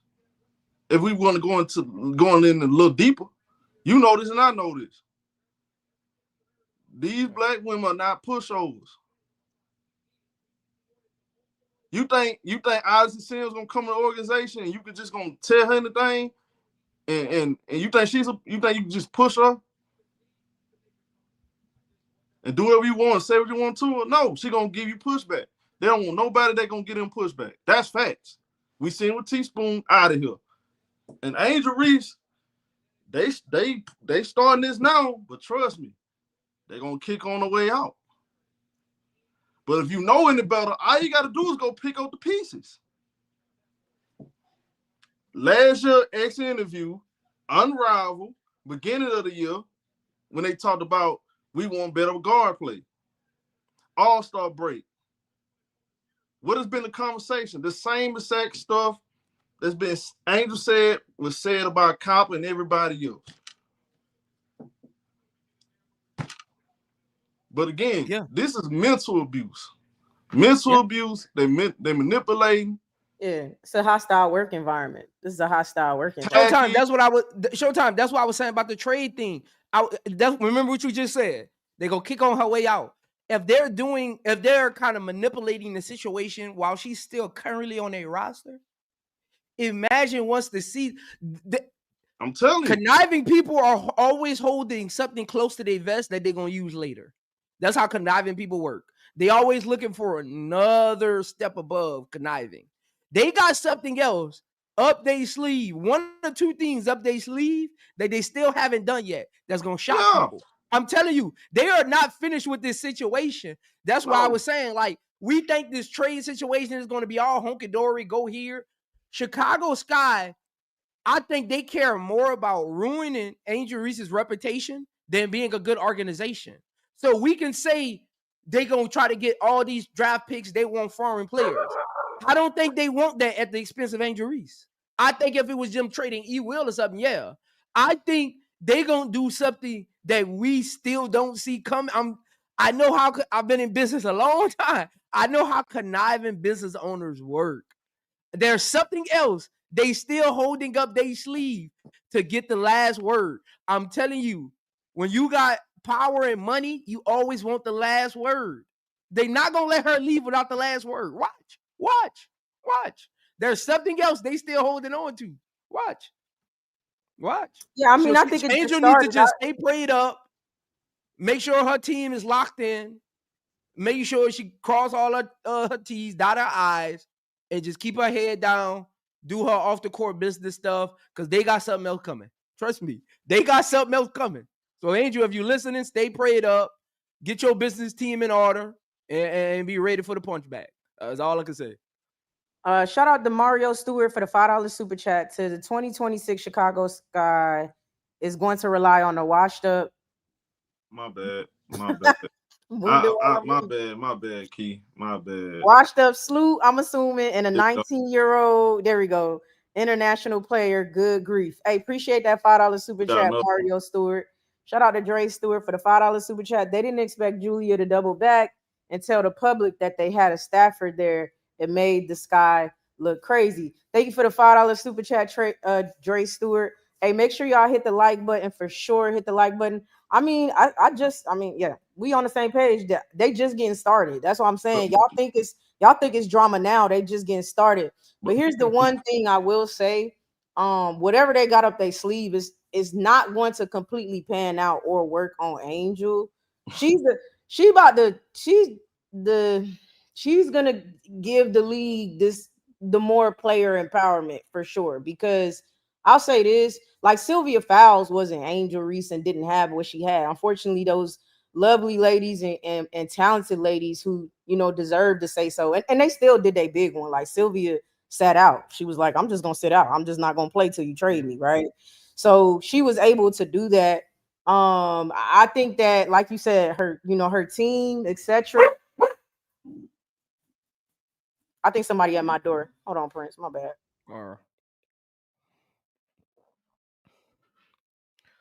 But yeah, man. I mean, think about this, y'all. Think about this. I want y'all to think about this for a second. We know Chicago Sky, organizationally, over their tenure, has always wanted to have the upper hand, has always wanted to be the bigger voice in the room, has always wanted to be the big dog in the situation, come out on top. So think about this. If they feel like they can bash her, they can put out articles while she's still on the team, they feel like they still got a trump card that they ain't used yet. I'm telling you, like they look at how it's playing out. They still feel like, look how confident they're. Too confident. There's something they still feel they have. They have it. They're moving too confident. You don't put out that and think about a player coming back. You don't put out that and think you're going to get back what you think you're going to get for Angel Reese, the first round picks, whatever, yada, yada. There's something that they still feel they have that's a trump card. And like he said, it probably won't work in the public eye, right? But you know how they move. They feel like they gonna come out on top because they still live in the old era of how the WNBA used to work before the fan base and the media got involved. There's something, I'm telling y'all, watch. There's something, show. They feel like they got a trump. I'm telling you, they feel like they got a trump card. Here's the problem with them, though. They don't get the benefit of doubt. No. They're not a squeaky clean organization, and this the first time they actually had an issue with a player. That's the problem with them, though. So again, all they doing is muddy up the waters even more. They're only making this look bad on them, though, Prince. At the end of the day, they can go get that new facility. as long as them same people up in there, they're not getting any more players in that organization. They're gonna have to draft and they're gonna have to pick the bottom of the barrel and go get those international players. I'm telling you right now, the problem with them, and I believe what you're saying 100% true. The problem with them, Prince, they don't get the benefit They of the dumb. doubt. First of all, they dumb. You could just And tell. on top of that, I think if anything, Prince, I think they will hold her hostage before they trade her to a team. This is me though. That's how I see it, in my personal opinion. I think they'll hold her hostage before they I see a scenario they hold her hostage before they trade her to somewhere. And that might be their trunk card, yo. I'm telling you, they feel like they still got something they can control. I'm telling you. Because if you look at the trademark, they're gonna have to end up, because of how the market is, they ain't gonna have no choice but to send her to somewhere there's gonna be a better situation in Chicago. So either they hold her hostage or they end up trading her to somewhere. No matter where she goes, out of all of them teams, there's gonna be a better situation than Chicago. Now, there are certain teams out there that may not be ready to win right now. For example, probably close to Dallas, something like that. But hey, 1 or 2 trades, you're in the playoffs. But they may hold a hostage.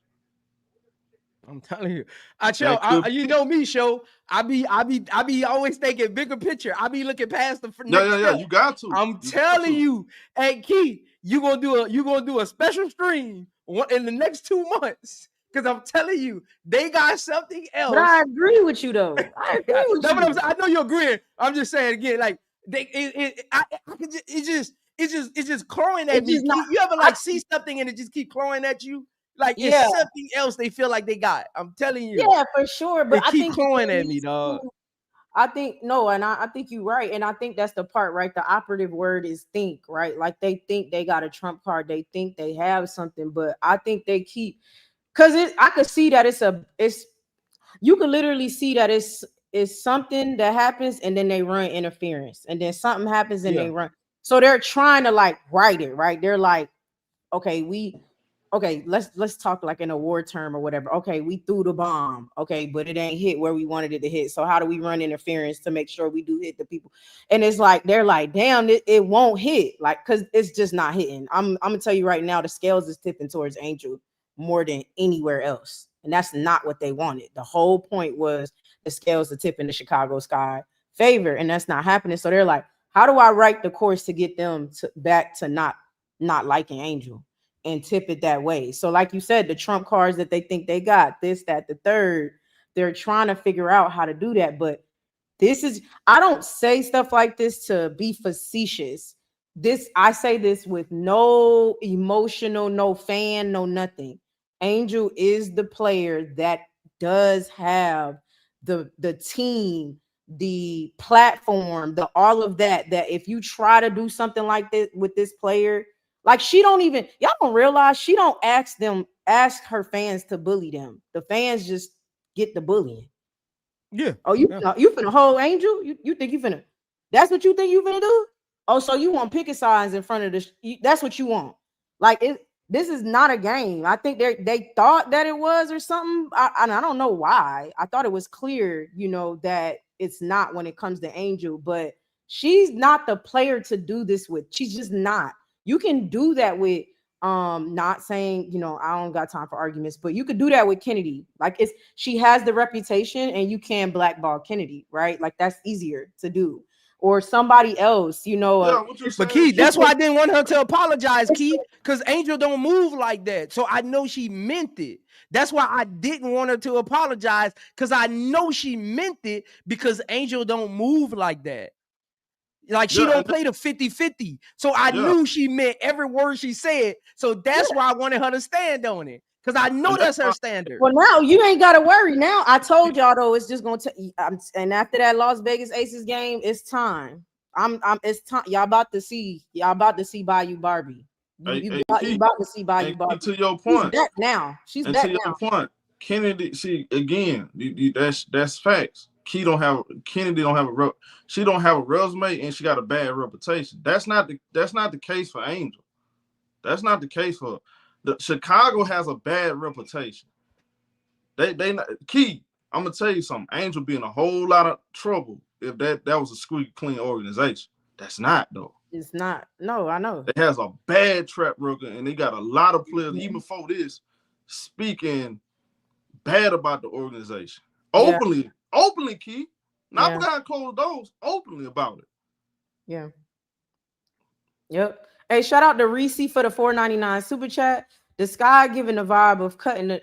I said that on my own personal stream. The sky is giving the vibe of cutting the nose despite the face. I said that. I said they want to trash her so bad they willing to make themselves look dumb. They just think they smarter than Jeff P, Tyler Marr. Like they think they're smarter. They think they smarter than everybody. When sometimes simple goes a long way, but they think they're smarter, man. And that's what this is coming down to. And they're seeing very quickly that that's not the case. And then like the players, I hate that they got into the middle of it because y'all really just shouldn't have got in the middle of it, because now Jeff P has made it the players versus Angel. And y'all are upset because y'all feel like y'all are getting some unfair critique. Well, now they coming down harder on y'all because now y'all done pitch y'all. I'm not saying that's what they intended to do, but now the players done pit themselves against Angel. Again, she doesn't call her fan base. That's not what she does. That's not even Angel's style. She just gonna get on social media and talk about the outfit she got on today. She's gonna act like nothing's happening. But her fans, oh, you want to go against Angel? Oh, it's F you. Oh, you mad? How many points you got last game, Rachel Benham? Since you want to talk in the article, right? Like y'all shouldn't have got in between that. Y'all shouldn't have got in between that. And so now it's this whole debacle when it should have just stayed on the organization. But now the players then got it's gonna be a thing, y'all. It's gonna be a thing. I'm trying to tell you, it's just getting started. It's gonna be a thing, but I think that they definitely think they have a trump card, but I think Angel has an actual trump card that's gonna trump everything they're trying to do. Now, I'm not saying that her trump card is gonna put her in a perfect situation. She competing for a champion. That's not what I'm saying. But she will get what she want out of this, which is to get up out of there. They're not gonna be able to keep her for too long. I just don't see that happening when this all comes down to it. And I believe if it gotta get a certain way, it will. Shout out to Patricia Daughtry for the $4.99 super chat. Keep standing on the truth. Hey, appreciate that, Patricia. Y'all make sure y'all hit the like button. Thank you for the $5 super chat. Everybody sending in super chats. We appreciate it. It's a messy, sticky situation. I am with Prince. It sucks because we can't keep it basketball in this situation. And it's over. It's like an overcast over an amazing. I really think Angel just has such an amazing season despite the Chicago Sky and the coaching staff. And that's just not what it's kind of being talked about because people are kind of like, well, she is different. When you putting up these numbers, yeah, you get to ask for help, but it's not being talked about in the way that I would like for it to be talked about because it's getting overshadowed by freaking stupidity, pure stupidity, man. I just want her to not play these last two games. Don't whatever. Is this next game in Vegas, y'all? Yeah, it's back to back. Yeah. So they're still there. But once they get back home, that last game, I wouldn't even come, y'all. I wouldn't even come. I'm staying home, resting up my back. I'm not coming. Leave it at that. And I think she's already handed it over to her team and legal team, but even more now, just completely disassociate and distance herself from the Chicago Sky. I just Key. I feel like I think they have already came to some agreement. I'm just paying attention to how both sides feel like that. I'm telling you, like I watched sports a whole lot, so I know this. Like you that's see, why I use the word sides are they're 200%, distance from each other. Yeah, that's why I use the word public. The whole body language, the way she was acting, how they're acting, I think they have already agreed to something though. I think they are. I would be 100% shocked.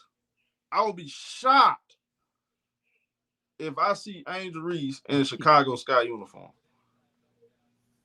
That's not happening. I would be too. I would be so. Not happening. I'll be not only shocked, I would be disappointed.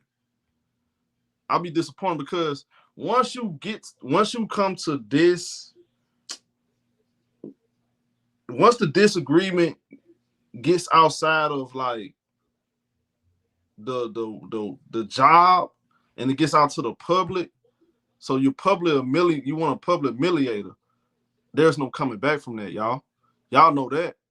Even in personal relationships, somebody publicly humiliate you, there's no coming back from that. I mean, they have no respect for you.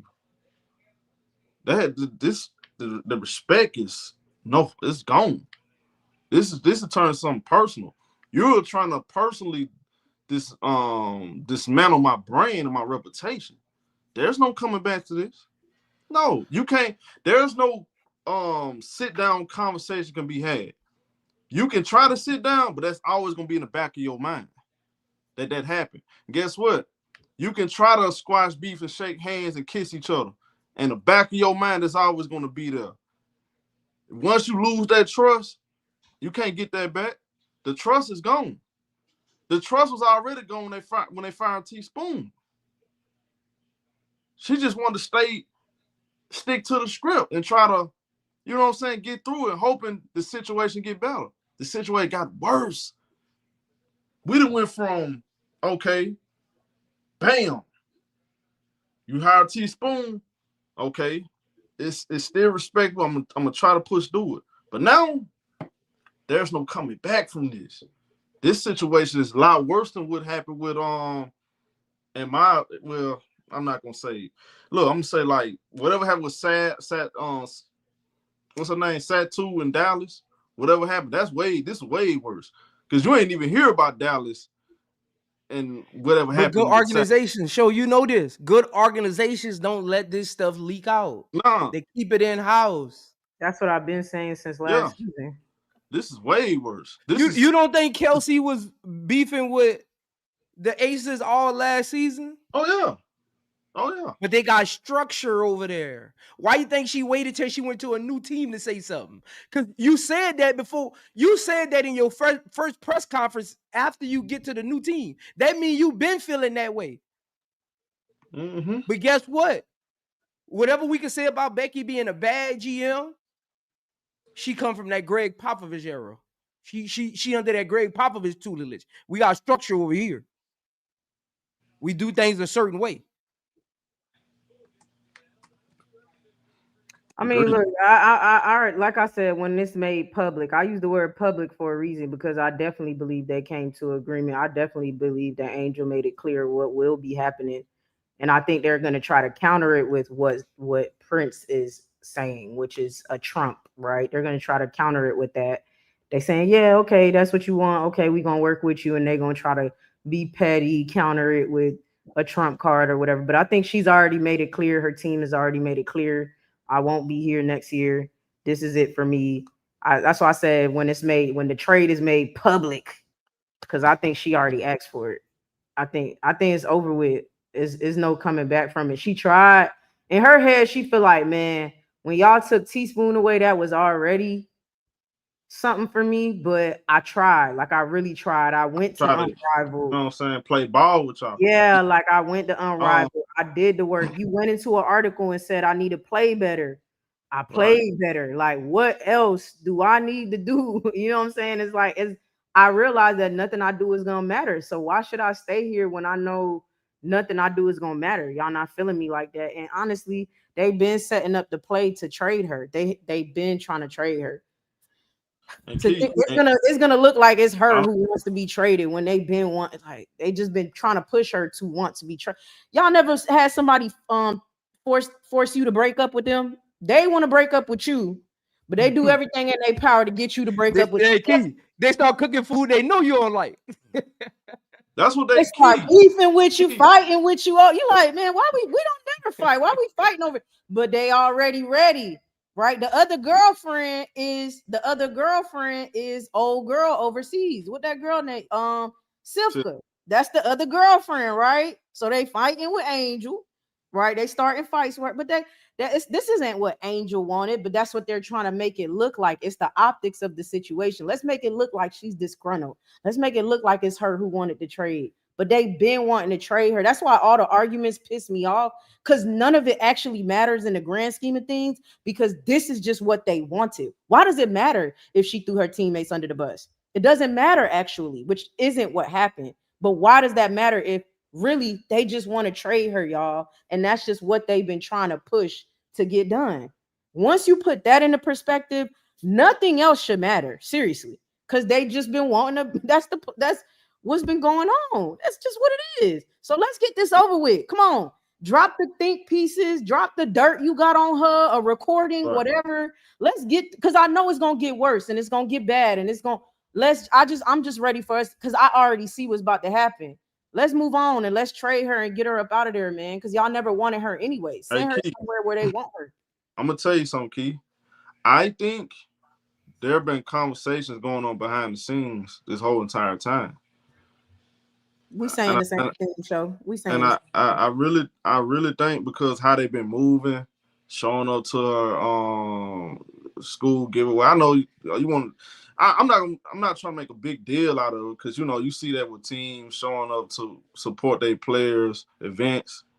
I'm not trying to make a big deal out of it, but I think there have been something there, because I was listening with Tyler Moore. She was saying that when they asked him about the question about her back or something, he was like, I don't want to talk about it. I'll let her talk about it when she wants to. I don't know if you heard that. I did hear it. I mean, there already been conversation. This is the way this team moved, this is a build-up, y'all. This is a build-up from something that's been going on this entire time. But the thing is, when by Angel, they felt like Angel showed them up though. Key, pay attention. Every time somebody interview JLP, what do they say, Key? You're doing a great job. We appreciate everything you do. You got great draft picks. You did this, you did that. The moment somebody actually tell the truth and hold them accountable, oh, you gone. You gone. Off with your head. They don't want you to, Key. This guy, keep in mind, this guy don't have any experience at putting teams together in the WNBA. He was a JV coach in high school. James Wade hired him. He was some personal trainer that built up a relationship with Courtney Vandersloot back in 2022. That's why they so close. This is all about who do you know. This has nothing to do with if you can do your job. Embarrassing, disgusting, absolute disgrace, and a very disingenuous, manipulated organization. I mean, that's all facts. I mean, we in agreement. I think no matter what, I think if she wanted it or not, I think they just forced her to want it. But I think if she wanted it or not, they was gonna trade her. They were trying to figure out how to do it. If Vandersloot would have been healthy, they would have did the Aliyah Edwards. You didn't even play that well this year. Let's get you up out of here. But Vandersloot just so happened to get injured. Angel ends up showing out, so it's harder to trade her. That's all. So then now that's when the smear campaign comes out, because Angel made it harder to trade her. So now we got to smear her and make it seem this is just too easy. Honestly, he's not even good at being manipulative. Like, this is too easy. Shout out to Tracy Brown for the $5 super chat. People are saying the new facility will not be ready for 2 years. That's what meetings was about before Angel did her interview. Yeah. I mean, that's why I said the players already knew. I'm annoyed. I'm getting annoyed because I'm just like, people really think these players did not know. They knew, and they're playing stupid now. Shout out to Gamble 310 for the $5 super chat. JP need to move her because they have no assets, but they knew the fallout would be epic, so they needed to soften the blow. They ain't soften shit. I'll tell you that. They done made things worse for themselves. They thought that they were gonna make it. They just thought people hated Angel more than they do, bro. And they miscalculated, and I don't. But see, they don't have that type of staff there too. By the way, they don't have that type of staff. Y'all don't know that, but they don't have the analytical staff there. No, they don't have the proper scouting staff there. You can tell. They don't have none of that there. So I'm not surprised that they miscalculated this situation. A bunch of clowns. I'm telling you, a bunch of clowns.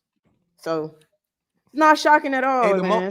The moment they gave Vandersloot 30 minutes a game, I knew they didn't know what they was doing. I mean, the moment that happened, I knew his resume before this season because when I saw that Teaspoon, I looked all of that stuff up last year. When Angel was drafted, Teaspoon was there. I knew I knew he wasn't competent enough to do his job. And then when you saw the actions, you see, okay, you're confirming it that you're not competent. Vandersloot, 30 minutes, you're definitely not competent. The draft picks, you're definitely not. You only had good draft picks when Spoon was there. When you had to do it by yourself this year, you came up with nothing. Like you're not competent enough for the job. And Michael Alter obviously can't run a team. And about that practice, I'm telling y'all now, especially with AR leaving, y'all might not get one. You might not get a practice facility at all now. Stalling. They're sure doing a lot of stalling. So tell me I'm lying, Prince. They don't really want one. You won't, because your fan base drives everything you want to do. And without somebody to drive the fan base, you're really a mediocre team if you're not winning. You either got to be winning or have a big fan base. Like that's the only way, because the money only makes sense if the fans are buying into it. If the fans are not buying into it, you can't succeed as an organization. Like what Prince said, 100%, 100% facts. Why you think the Knicks can be mediocre? Knicks, Cowboys. The fans buy into it. Exactly. Cowboys too. They buy into it. Cause the Texas, North Texas, that's an all-field town. Jerry Jones controls half of that. So they're gonna buy into whatever he says anyway. He want a new stadium, they're gonna give it to him. They stalling, Key. They're not gonna get that. They're not getting that. They don't care about that, Key. Man, no phone cheap. I'm just letting the fans know y'all not getting a practice facility. Like if you Key, something push. Man, look, something was said. Something pushed. She saw something. Angel Reese I'm gonna tell y'all the truth. Angel Reese found out she was lied to, because they promised they was gonna do certain things and they lied about it. Yeah, that's all it goes to show. That's all it comes down to, Joe. She found out. They told her she was going to be part of the process, and throughout the season, she found out she really wasn't. And I'm telling you, she had a conversation with them about next year, and she felt like they brushed it off. I'm telling you, we keep saying how sleek Tyler March and Jeff P think they are. She probably went up to them and had a conversation about next year's roster, and they brushed it off, and you felt some kind of way. At the end of the day, what you always say, Show, that's a female. You gotta make sure as a man, when you're talking to a female, you don't give them the male tendencies. Like you can't do that. You can't do that. You can't do that. She coming to you with real concerns about her playing career and about her investment in the team. You can't just brush her off to say tomorrow. No, you can't do that. This ain't no hold on. This ain't just no anybody. No disrespect. This ain't this a businesswoman. This is a different kind of businesswoman that got. You can't tell her tomorrow. Before she even took a dribble in the WNBA, she already had established brand. This is a different kind of businesswoman. You do got to understand that too. So that's why I said she's bigger than the program. They're underestimating all of this stuff, Prince. That's what I know. That's what I know. They underestimate. When she says she gonna do something, she getting to it. She's a real businesswoman that has a great team behind her too. They looking at all this stuff, Prince. Yeah, she's not throwing the bull crap around. You can't say we gonna get with you and your team next week. No, we're having a conversation. When Angel Wilson goes to Becky don't say get with me tomorrow. Becky don't say we're gonna talk in the all season. No, you in front of me right now. Fee, same thing with Fee. I guarantee you, when Fee go walk in Cheryl Reese's office and say, "Hey, what we doing with the bench? Hey, what we doing with the starting lineup? Hey, what's the play going into the playoffs?" Yeah. Cheryl Reeves ain't brushing her off. You can't. Let me get to these Even super chats Paige. real quick, I'm pretty y'all. sure Kurt Miller ain't brushing off what Paige got to say. No, sir. You know he not. Shout out to Timmy A for the 199 super chat. Y'all don't believe in the 37-year-old coming off of ACL. LOL.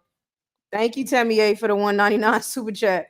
Thank you, Amy Sue, for the 499. Zoe, have you ever seen pro athletes go to the newspaper to talk trash about their teammate? ? Also, I heard Michael Alter has ownership in that paper. Before you answer, Zoe, real quick, I want to be clear. That was an interview that Chicago Sky made Angel Reese do, and there was a Chicago Sky staffer there, and they read the interview before it was released. Before y'all think she walked into a building by herself and did an interview with nobody there. You okay, repeat that again. Key, hold on a second. I need you to repeat that once again because some people just slow. What happened again? It was an interview she was, I don't want to say word forced, but that she was made to do by the Chicago Sky. Okay. There was a Chicago Sky staffer there. But Key, I think you're reading it wrong. They're not talking about, she's not, they're saying teammate, not teammates. Once I seen it didn't have an S on it, I think whoever Amy Sue's probably talking about. No. I understand what she's saying, but I just want Key to say that anyway. I don't think Amy meant it like that. But yeah. I just want Key to say it. No, I'm just saying, for the okay, yeah. Yeah, but go ahead. It really, y'all, I wish we would have had video of it so y'all can actually see that if I put this video of her talking and an unrivaled video next to each other, it's gonna mimic the same stuff. Yeah. It's gonna have the same tone to it. I guarantee you that how I'm reading and whatever. Man, that's the same stuff she said unrivaled. So why is it a problem now? You don't want nobody to show you up. I got you. You 10 and 32, you lied. But I don't understand. Like, okay, you're to answer the super chat, you're an organization. You control who your players talk to, when they're available for the media, all of that. So you suspend Angel for her comments. You like you said, unsafe. It's a hostile environment. I'm cutting off all media interactions. Nobody is going to talk to the press. If they ask you, I'm getting with them and their agent. If they ask you anything about the Angel Reese situation, no comment. Especially Vandersloot. I'm going to Vandersloot. Hey, I get what Quickly's trying to do, but right now, no comment. Tell her to delete it. Right now, we gotta calm this down, get to the off season, and figure this out from there. That's what a good non-slimy organization would do. You can control who your players talk to. The moment they felt like Angel did anything out of the norm, I'm shutting down all interactions about Angel Reese questions with all the other players. News reporters, find something else, ask another question. That's what good organizations do. Again, that's why I said they're egging this on. Like they're literally the biggest part of this problem because they're making it bigger than it has to be. Again, what Angel said, if Chicago Sky wouldn't have egged it on, it wouldn't even be as big as it is. They only egged it on because they know the voice she has. They're literally punishing her for being popular. The players, the same thing. The players only feel some kind of way because she's popular. If she would have been Uzun and said that, the players wouldn't have cared a bit. They would have wrote some cryptic tweet on their Instagram pages, on their story, and moved on. They're only addressing it publicly because it's Angel Reese, and they know that she is part of the public perception. That's all that is optics for them. That's all that is. That's because Tyler Marshall even said we don't have the players. He even said that. Tyler Marshall said it. Michaela said we don't got the will to win. Oh, yeah, man. they say that. Players get on mic audio and video footage and talk now, worse than that. Prince, I want you to answer her question though, because she did ask you a question. So, did you answer the question? Yeah, I answered it. I Okay, answered it. I'm making I sure. told I was saying Chicago is the reason that the players are still talking. Right. Okay. Shout out to Billy Dancy for the $5 super chat. That stupid damn organization is burning down their own house with top free agents. Correct. That is what they're doing. It's already was up in smoke. So now, man, that's. I don't think you folks so dumb, man.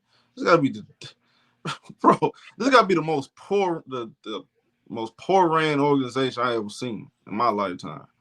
Facts. Shout out to Angela Dawkins for the $2 super chat. With an ACL tear, Sloot can pull this team. Shout out to Victory Taylor for the $1.99 super chat. And shout out to Green Thumb for the $10 exactly show. That interview came after they showed her facility plans that were underwhelming and behind schedule. She knew free agents wouldn't come. Yeah, man. We already know. She found out they lied. They giving her the runaround. And again, everybody y'all missing it with this Vandersloot. It's not about bringing Vandersloot on the team because she's going to help them win.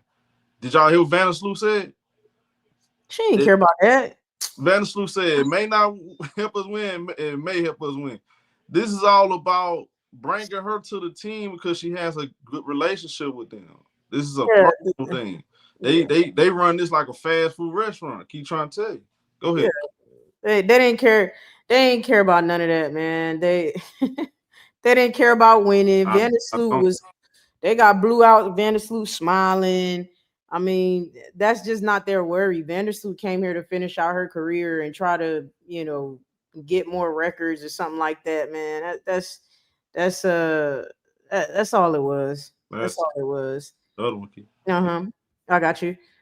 So I mean, we're gonna see how this continues to play out. You already know, as it goes on, we'll continue to chime in on it and things of that nature. I just can't wait for this to be over. But I doubt, I think we going into May of 2026 talking about this. Mark my words.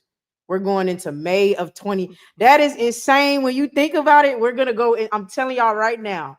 We're gonna go through. We're gonna do unrivaled games and everything, and then the preseason starts in May. Let's not talk like that, please. I'm telling you, the earliest is the draft. Maybe we'll be done talking about it April because of the draft and possible draft picks. I ain't trying to hear that, Key. I ain't been wrong yet. I'm telling you, I just can tell this is something that's been a drag because what did Prince just say? They could nip this in the bud, and I'm telling you, what they can hold a hostage. That's what they do. Hold a hostage. They did it to Sylvia Fowles. Yes, they can do it. So it's that's why I'm saying we could end up going into May still talking about this if they pull what they pulled on Sylvia Fowles. They refused to put the fire out. It's something we gonna be talking about, man. I hate to say it, but they finna drag it, unfortunately. I think we're gonna make it out of Unrivaled still talking about it going into the draft for sure. Shout out to Angela Dawkins for the $2 super chat. I meant can't pull the team. I got you, Angela. I figured that much. ST13, thank you for the $20 super chat. Reebok is about to drop AR's signature shoes, and the Sky is running a smear campaign that could affect the rollout. I wouldn't be surprised if Reebok is behind the scenes with these journals. Yeah, come on, y'all. That's why I'm telling y'all she bigger than. Come on, this is her trump card. You think her endorsements and stuff is gonna allow her to sit in Chicago and rot and be doing all of this? No, they got money to make off of her, man, and she got money to make. Come on now, she finna move around, but it's just gonna take a little bit. That's all.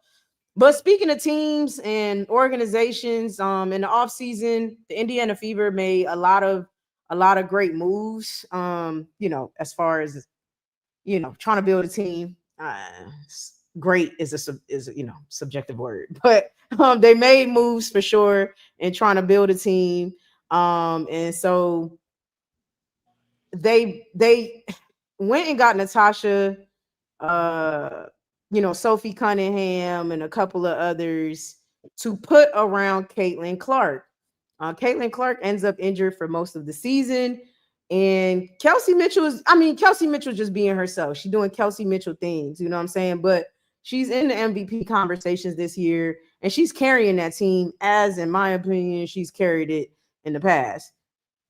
The question of the matter is, like, did the Indiana Fever do the right thing building a team around Caitlin Clark, or should they have built a team around Kelsey Mitchell? What you think, Prince? I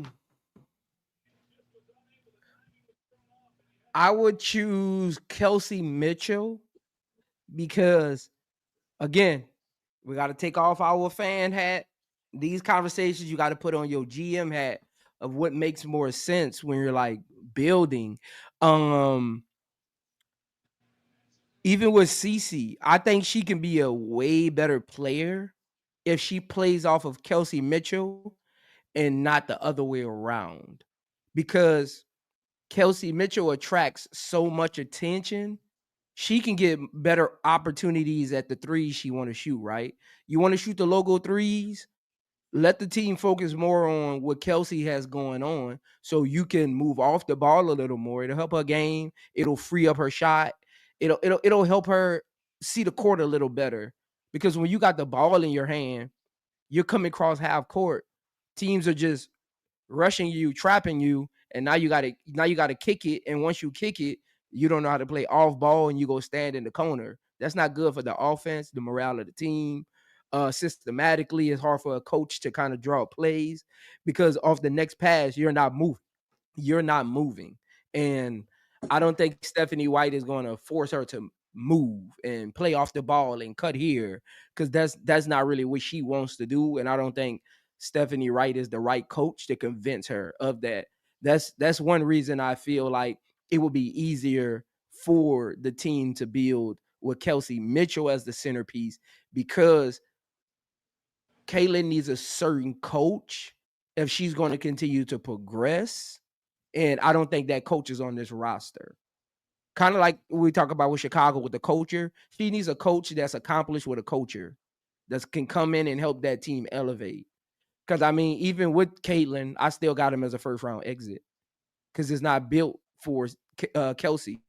It's built for Caitlin to be the prototypical high usage rate shooting point guard, because if you build it around Kelsey, Ryan Howard isn't your 4. If it's built around Kelsey, you don't go get Sophie Cunningham. I mean, Natasha Howard. You don't go get Sophie Cunningham, right? You would have got Ari McDonald from the beginning to come off the bench and play alongside Kelsey Mitchell with the second unit. Like it's things about her game that you can't teach, you can't replicate. The quick shot, the elusiveness, the getting downhill. Her game helps AB games open up because now she's drawing to getting downhill versus AB having to depend on a pick and roll with CC to get an open shot. And AB don't want to shoot that elbow shot all game. She wants to get easy layups too. So Kelsey can help her get easier layups. Her game, it just opens up the floor more. So again, you gotta be able to not walk on eggshells when you're building a team. Like, no GM wants to walk on eggshells when they're building a team.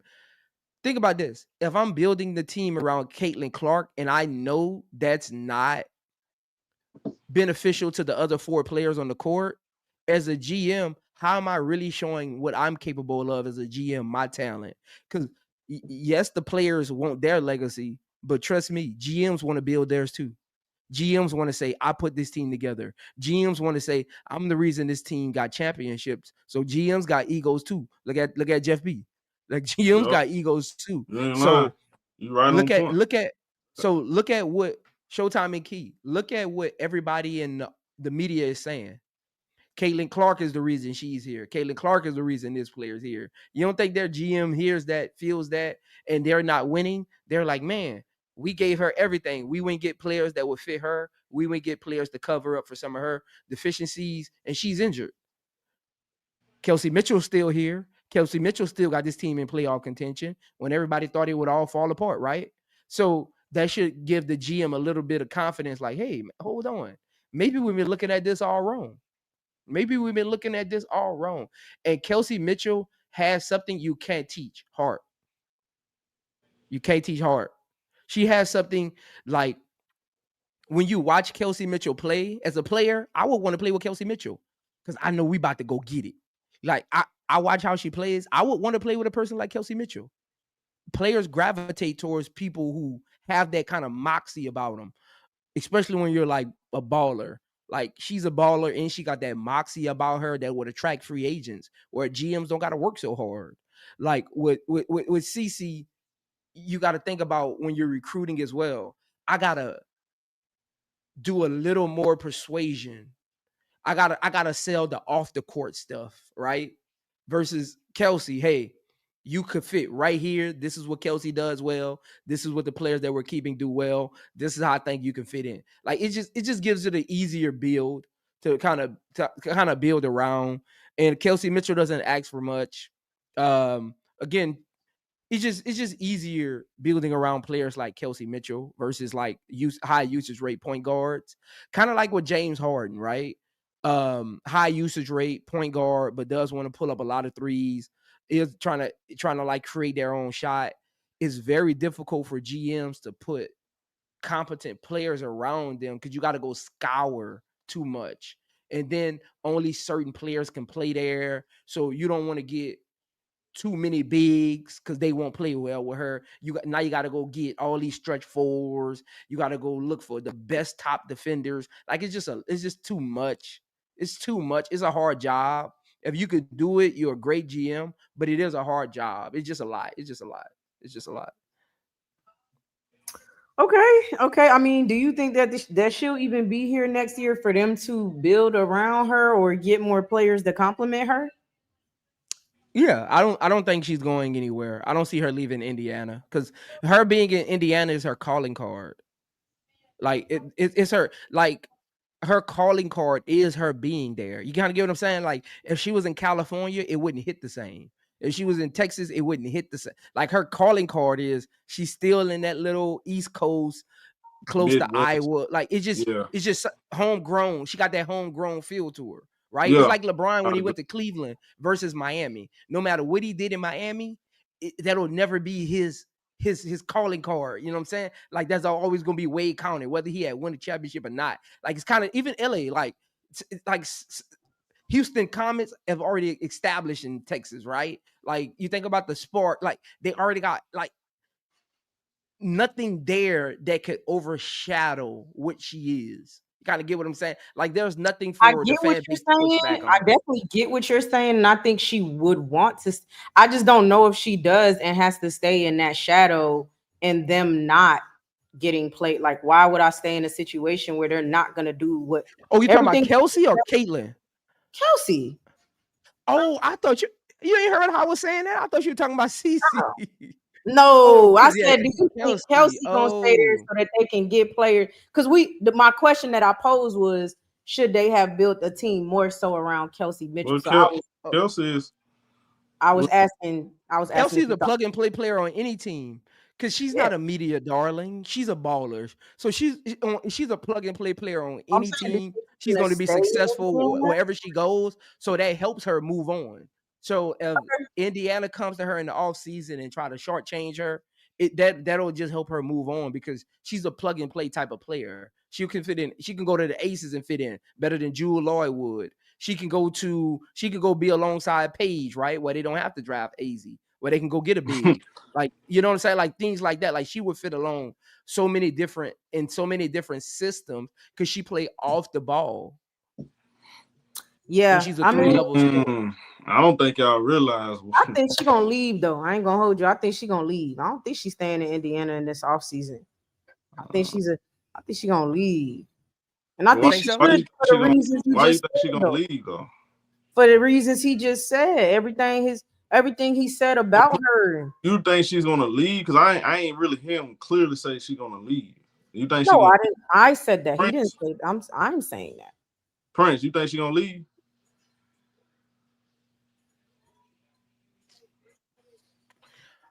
I would say no, because either she loves the situation or Indiana has a great front office that doesn't let anything leak.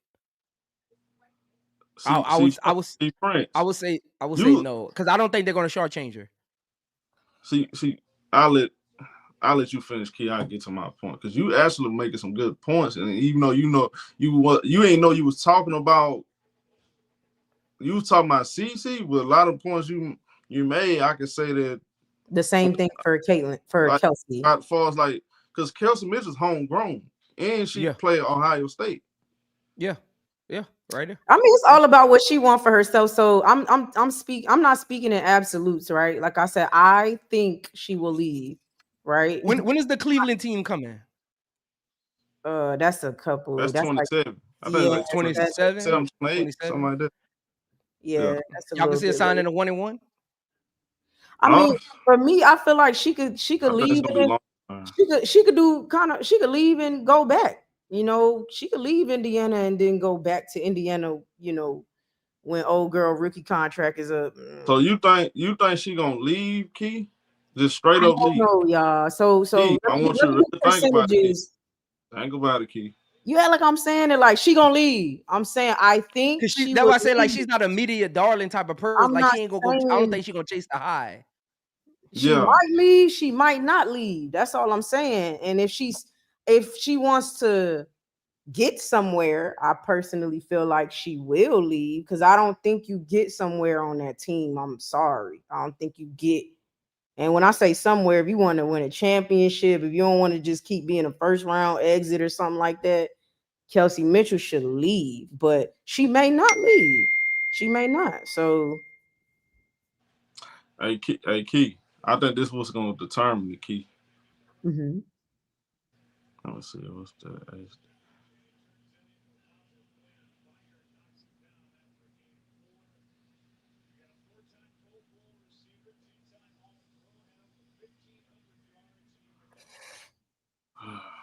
I was reading his text message. Shout out to Amy Sue for the $20 super chat though.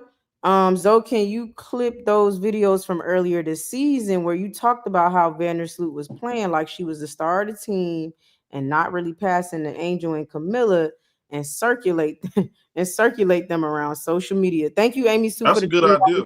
Ashley, Prince, I need you to do that. Ashley, you know what? The streets need you to put a breakdown on recording. No, seriously, you laughing. I need off-season material, man. When the season, there's gonna be some off-season. There's gonna be some off-season material, man. Yeah. And I'll see. Now, look, this is what I think it's gonna come down to, y'all.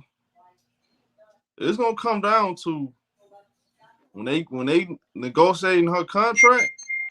I think this season right here can create some problems in the future regarding who team is it. The worst thing that could have happened just happened this year for Caitlin Clark fans and her brain. You know, they was pushing this. The Indiana Fever only made the playoffs because of Caitlin Clark. Even though Prince, you know this, I know this.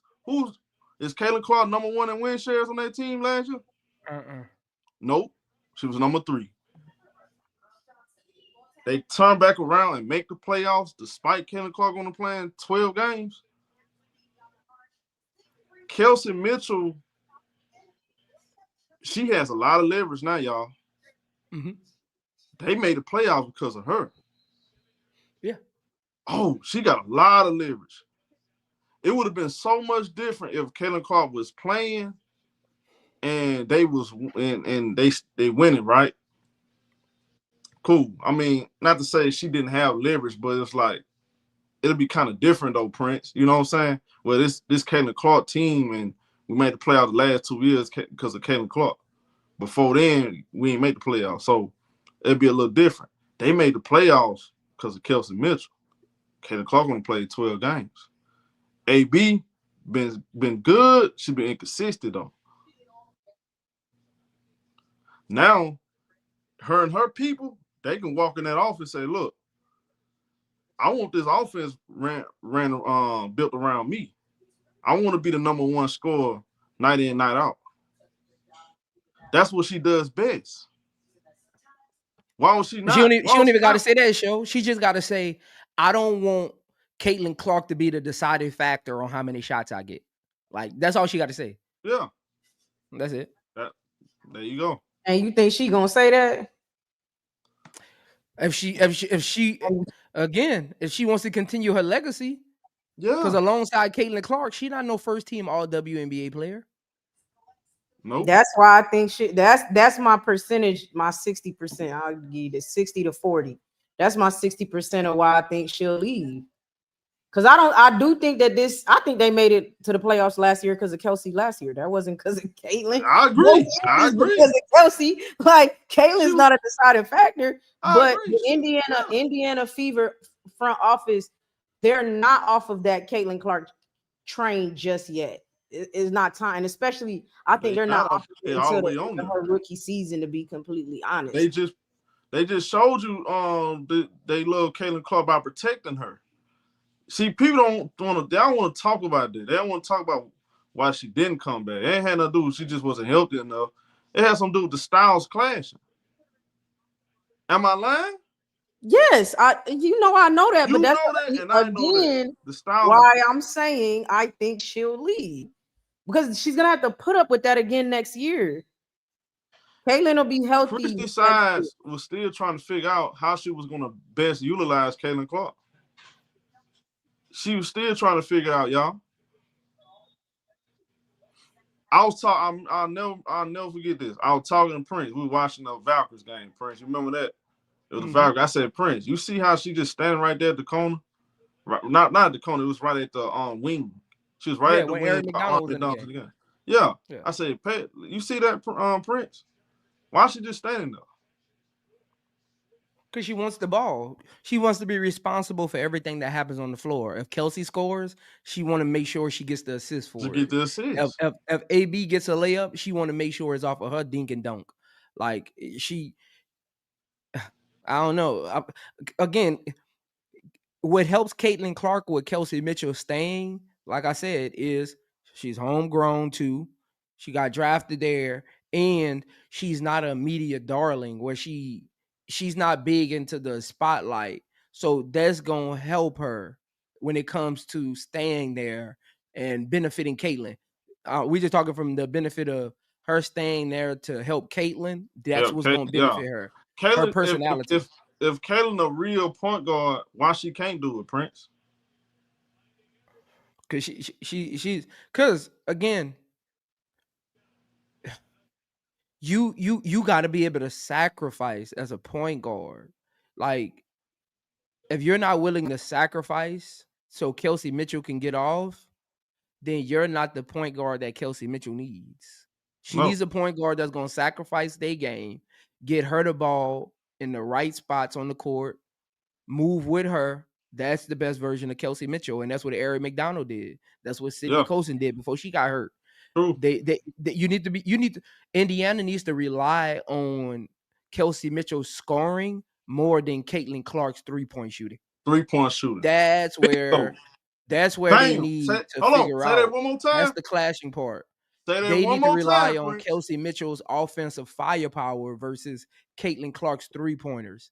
Like, look at why you think Natasha Howard plays better when Kelsey Mitchell is going off, because she feeds off of that, because Kelsey's going to draw the double team and Natasha Howard can just roam around the free throw line.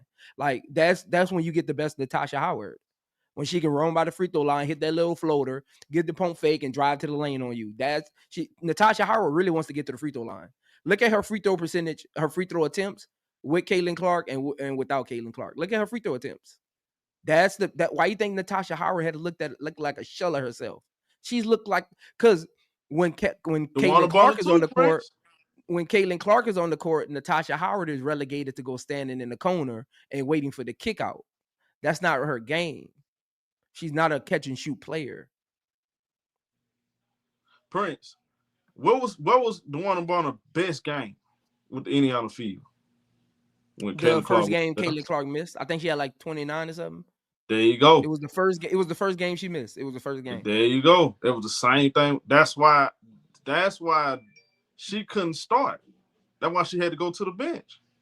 I said that. I said Caitlin Clark is the reason DeWanna Bonner went to the bench. I Yeah. said that. You And called nobody it from can tell me, That's a fact. any different, because I've been in that situation before. Nobody can make me believe nothing else. Caitlin Clark is the star of that team. She's the point guard. She orchestrates the offense. You don't think before benching DeWanna Bonner, Stephanie White didn't go to Caitlin Clark and was like, "Hey, this is what I think we should do," and she gave the yes? Then you don't know how the roster. You don't know how being a point guard works. She had to give her blessing for DeWanna Bonner at that caliber of her game to go Yeah. to the bench for Sophie Cunningham. Absolutely. Yeah. Let's be real here, man. That Caitlin Clark gave her a blessing on that. She probably brought it up to her because DeWanna Bonner wants to operate in the mid range. You're literally in Caitlin Clark's and AB way. See, Prince. Kelsey Mitchell learned how to play off of them because the offense is really AB. When Caitlin Clark is playing, Indiana's offense is really AB and CC. It's not CC and Kelsey. That offense is really AB and CC when CC's on the court. Kelsey Mitchell just that good of a player where she just knows how to get a bucket. And Prince, when we watched R. McDonald on the floor with Caitlin Clark, where was she? On the wing, just standing around. On the wing, standing around. What happened? What was that? The next game or the game out of that? What happened? R. McDonald wasn't even in the play on the rotation. She got a DNP. She got a DNP. A DNP. She didn't even play the next game. She ain't started playing and getting heavy minutes until Caitlin Clark got hurt. There you go. Bingo. Yeah, DNP. Bingo. Again, Caitlin Clark is not going on the court and not touch the ball for 5 possessions. That's not happening. She's not unselfish enough. She's not unselfish enough for that. Look at this. This is how you can tell the mark of a point guard who understands how to get their players going and a point guard who feels like everything got to go through them. Watch Indiana when they rebound the basketball. You'll notice Caitlin Clark is always right there to intercept the ball off the rebound. She goes to chase the first pass. That lets you know she don't do no, hey, Kelsey, you take this one and go. Hey, Kelsey, we got a fast break right now. You got it. You can get down there quicker than me. That's an unselfish point guard that knows how to actually get their players going. She don't know. She got to understand as a point guard, it can't be me. It can't be me bringing the ball up. Let me get Kelsey going. Let me get Kelsey and AB in some pick and roll. Like, be a little more unselfish, and you're going to be rewarded for it in the end because your teammates are going to trust and believe in you a little more. They're going to be like, okay, CC, I see you trying to get me going. That's what it really is. That's what it comes down to. That's really what it comes. You gotta be able to trust your teammates through it all. You gotta be able to trust your teammates because in crunch time, I know where you gonna be at. I need to know in crunch time, you gonna look for me. You gotta be able to trust your teammates. And it starts during the regular season. Every game, you drop a little nugget out there. Let them know I see you on the court. That's what it's really about. Shout out to K-Stone for the $4.99 super chat. Did y'all see video Sky released of them refurbishing a basketball court and they brought out Camilla as the special guest to promote? Angel is gone for sure. I'm sure we'll end up seeing it. Appreciate the $5 super chat though. And y'all make sure y'all hit the like button. I mean, all the things y'all stated though is why I feel like it's a possibility she could end up leaving. I don't see them going all in and building a team more so around Kelsey Mitchell and having Caitlin update her game to work better with Kelsey Mitchell. She just way too ball dominant. I don't see it. So it's like, is Kelsey gonna say, okay, I'm gonna keep taking a back seat to this. I'm gonna just keep being a part of this because I just don't see them changing that just yet. Not yet. I don't see them coming off of it again. So that's the only thing. I mean, anybody watching them knows that a competent point guard with Kelsey Mitchell and you gonna go far. They might be the six, maybe 5th seed. If Ari McDonald stayed healthy, right? Yeah, I mean, like Caitlin Clark is not a deciding factor in that team going anywhere. Like, it's just not. Yeah. Kelsey Mitchell is the engine, to be completely honest. I And Aliyah mean, Boston compliments that. with CC off the court, your offense and your defense looked at a little better. Let's be Yeah, 100 here. yeah. CC's a good player, but if we just looking, I know it's a small sample size, right? Because people gonna be like, well, it's only a couple games. CC was there all. Look at how the offense looks. We talking just about Stephanie White. We're not talking about Chris. We talking about Stephanie White's offense because she's the current head Hmm. coach. Look how the offense looks without CC, and look how it looks with CC. It's just a Right. little more fluid. You don't know who to target. When CC's there, your defensive scheme is a little easier because the offense is a little more stagnant. There's not a lot of ball movement. And again, they'll Hmm. be like, well, look at their assists per game. Yeah, it's going to look like that when you got a person that makes sure they're getting credited for every pass. But I guarantee you, they've had a lot of 5 seconds on a shot clock possessions if I really go pull a few. That's why in the fourth quarter, what happens in the fourth quarter, Prince? Either What Kelsey happens in takes the over or fourth they quarter, fail. Prince? Either Huh? Kelsey takes over or they fail. That's really their fourth quarter. When Caitlin there is either Kelsey take over or they fail. They offense looks stagnant. She's pulling up It gets logo threes stagnant. down one. Like you pulling up logo threes down one with 2 minutes left. Go look at the Liberty game, the Valkyries game, the Connecticut game. Look how stagnant the four. See, that's why when she was healthy, they was a good first half team, and everything crumbles down the second half. I mean, again, I don't know who puts into these point guards' heads that you got to be ball dominant to be successful. I don't know who be No, drilling that into their head. Like if I don't know. Caitlin Clark, to me, Prince, I think it come down to for her career, for if she wants to go to a actually live up to that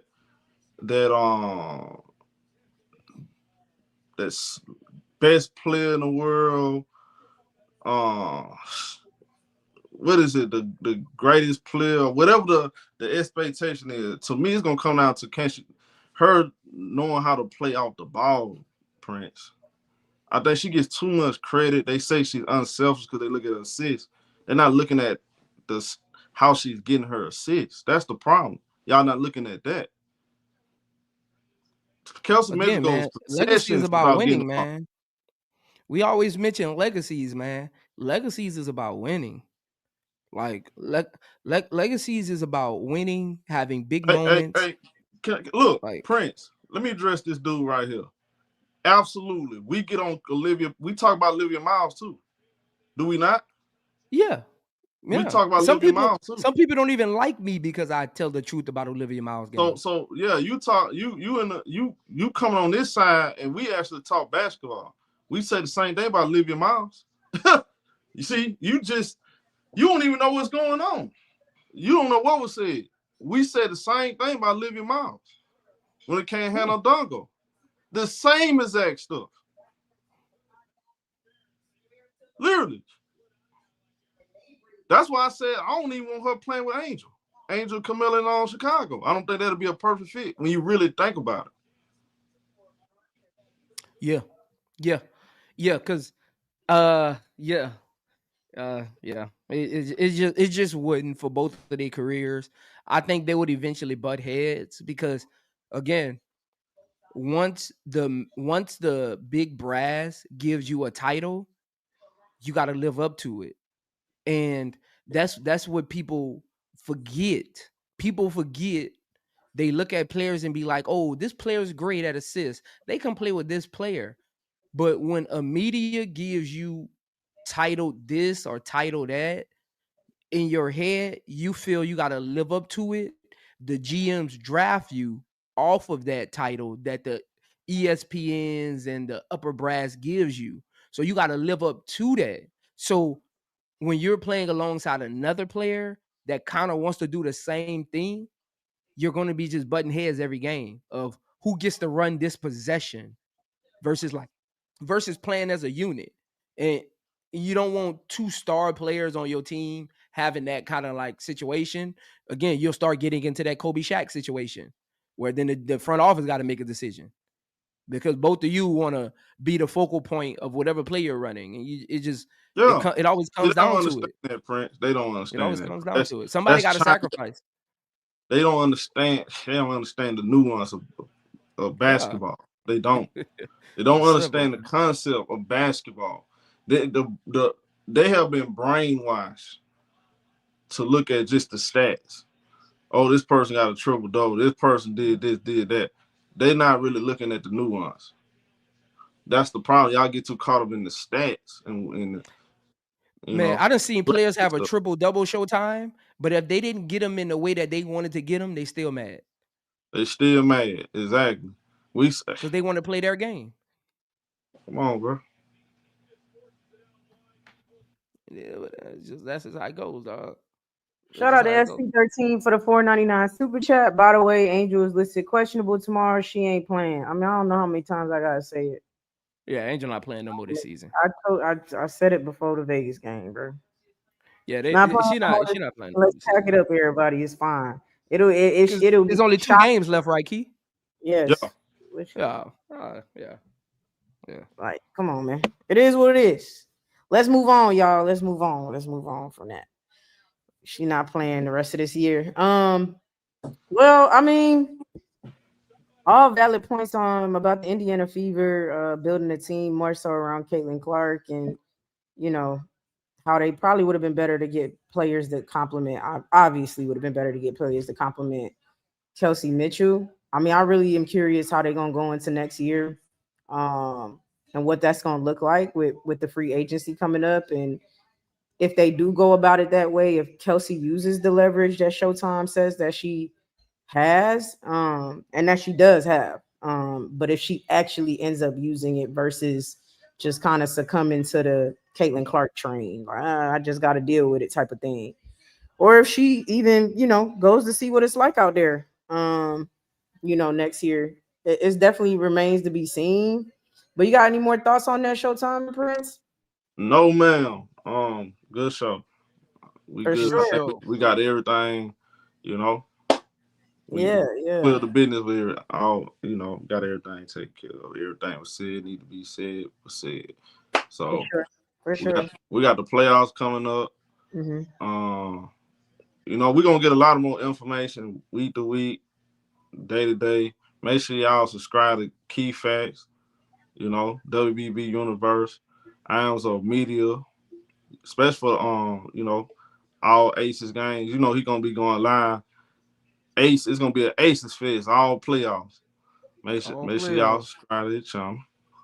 He's gonna give you good breakdowns. By the way, he also do a show with Auntie Says. They do they talk about college basketball. He do a show with my boy HD.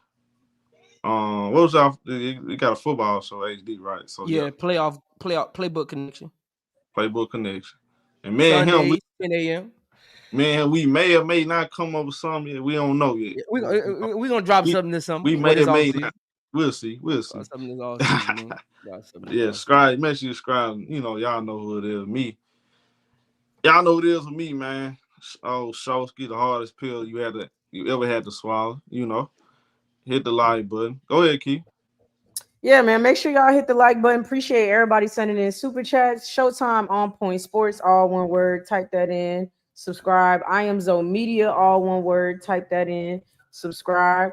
HDIITV. Type that in. Subscribe. And WBB Universe, all one word. Type that in and subscribe, man. Y'all gotta hit the like button, comment, show love, y'all chop it up. Hell, y'all can chop it up too. Send it out there, man. Share this with everybody. We appreciate y'all coming through episode 25. I feel like episode 250. What you was about to say, Showtime? It's fight week too. It's fight week. I'm going up. It's fight week, baby. So y'all, y'all, man, what's understood ain't gotta be explained. Y'all know what's up. You know what I'm saying?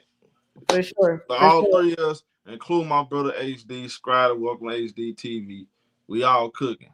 When all across the board. Like we tell the truth, not just narrative, not just X and O. We tell the truth all across the board, give y'all the real. So appreciate everybody tuning in like always. We appreciate every last one of y'all. Make sure y'all send a prayer for my brother HD once again. And we'll holler at y'all next episode. Salute.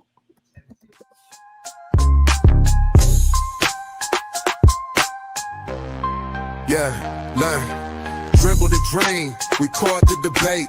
Talking bar coops, no room for the fake. Star Hoop Central, the spotlight beams, where hoop heads clash, dissecting teams. Sky high takes from the arc to the paint. Truth on display, no room for complaints. Bounce that thought, let the dialogue reign. Star Hoop Central, we reign in the game. Pick and roll knowledge, alley-oop flows, crossovers in convo, the rivalries grow. From the ghosts to the rookies, we frame the tale. Slam dunk opinions, the details prevail. Sky high takes from the arc to the paint. Truth on display, no room for complaints. Bounce that thought, let the dialogue reign. Star Hoop Central, we reign in the game.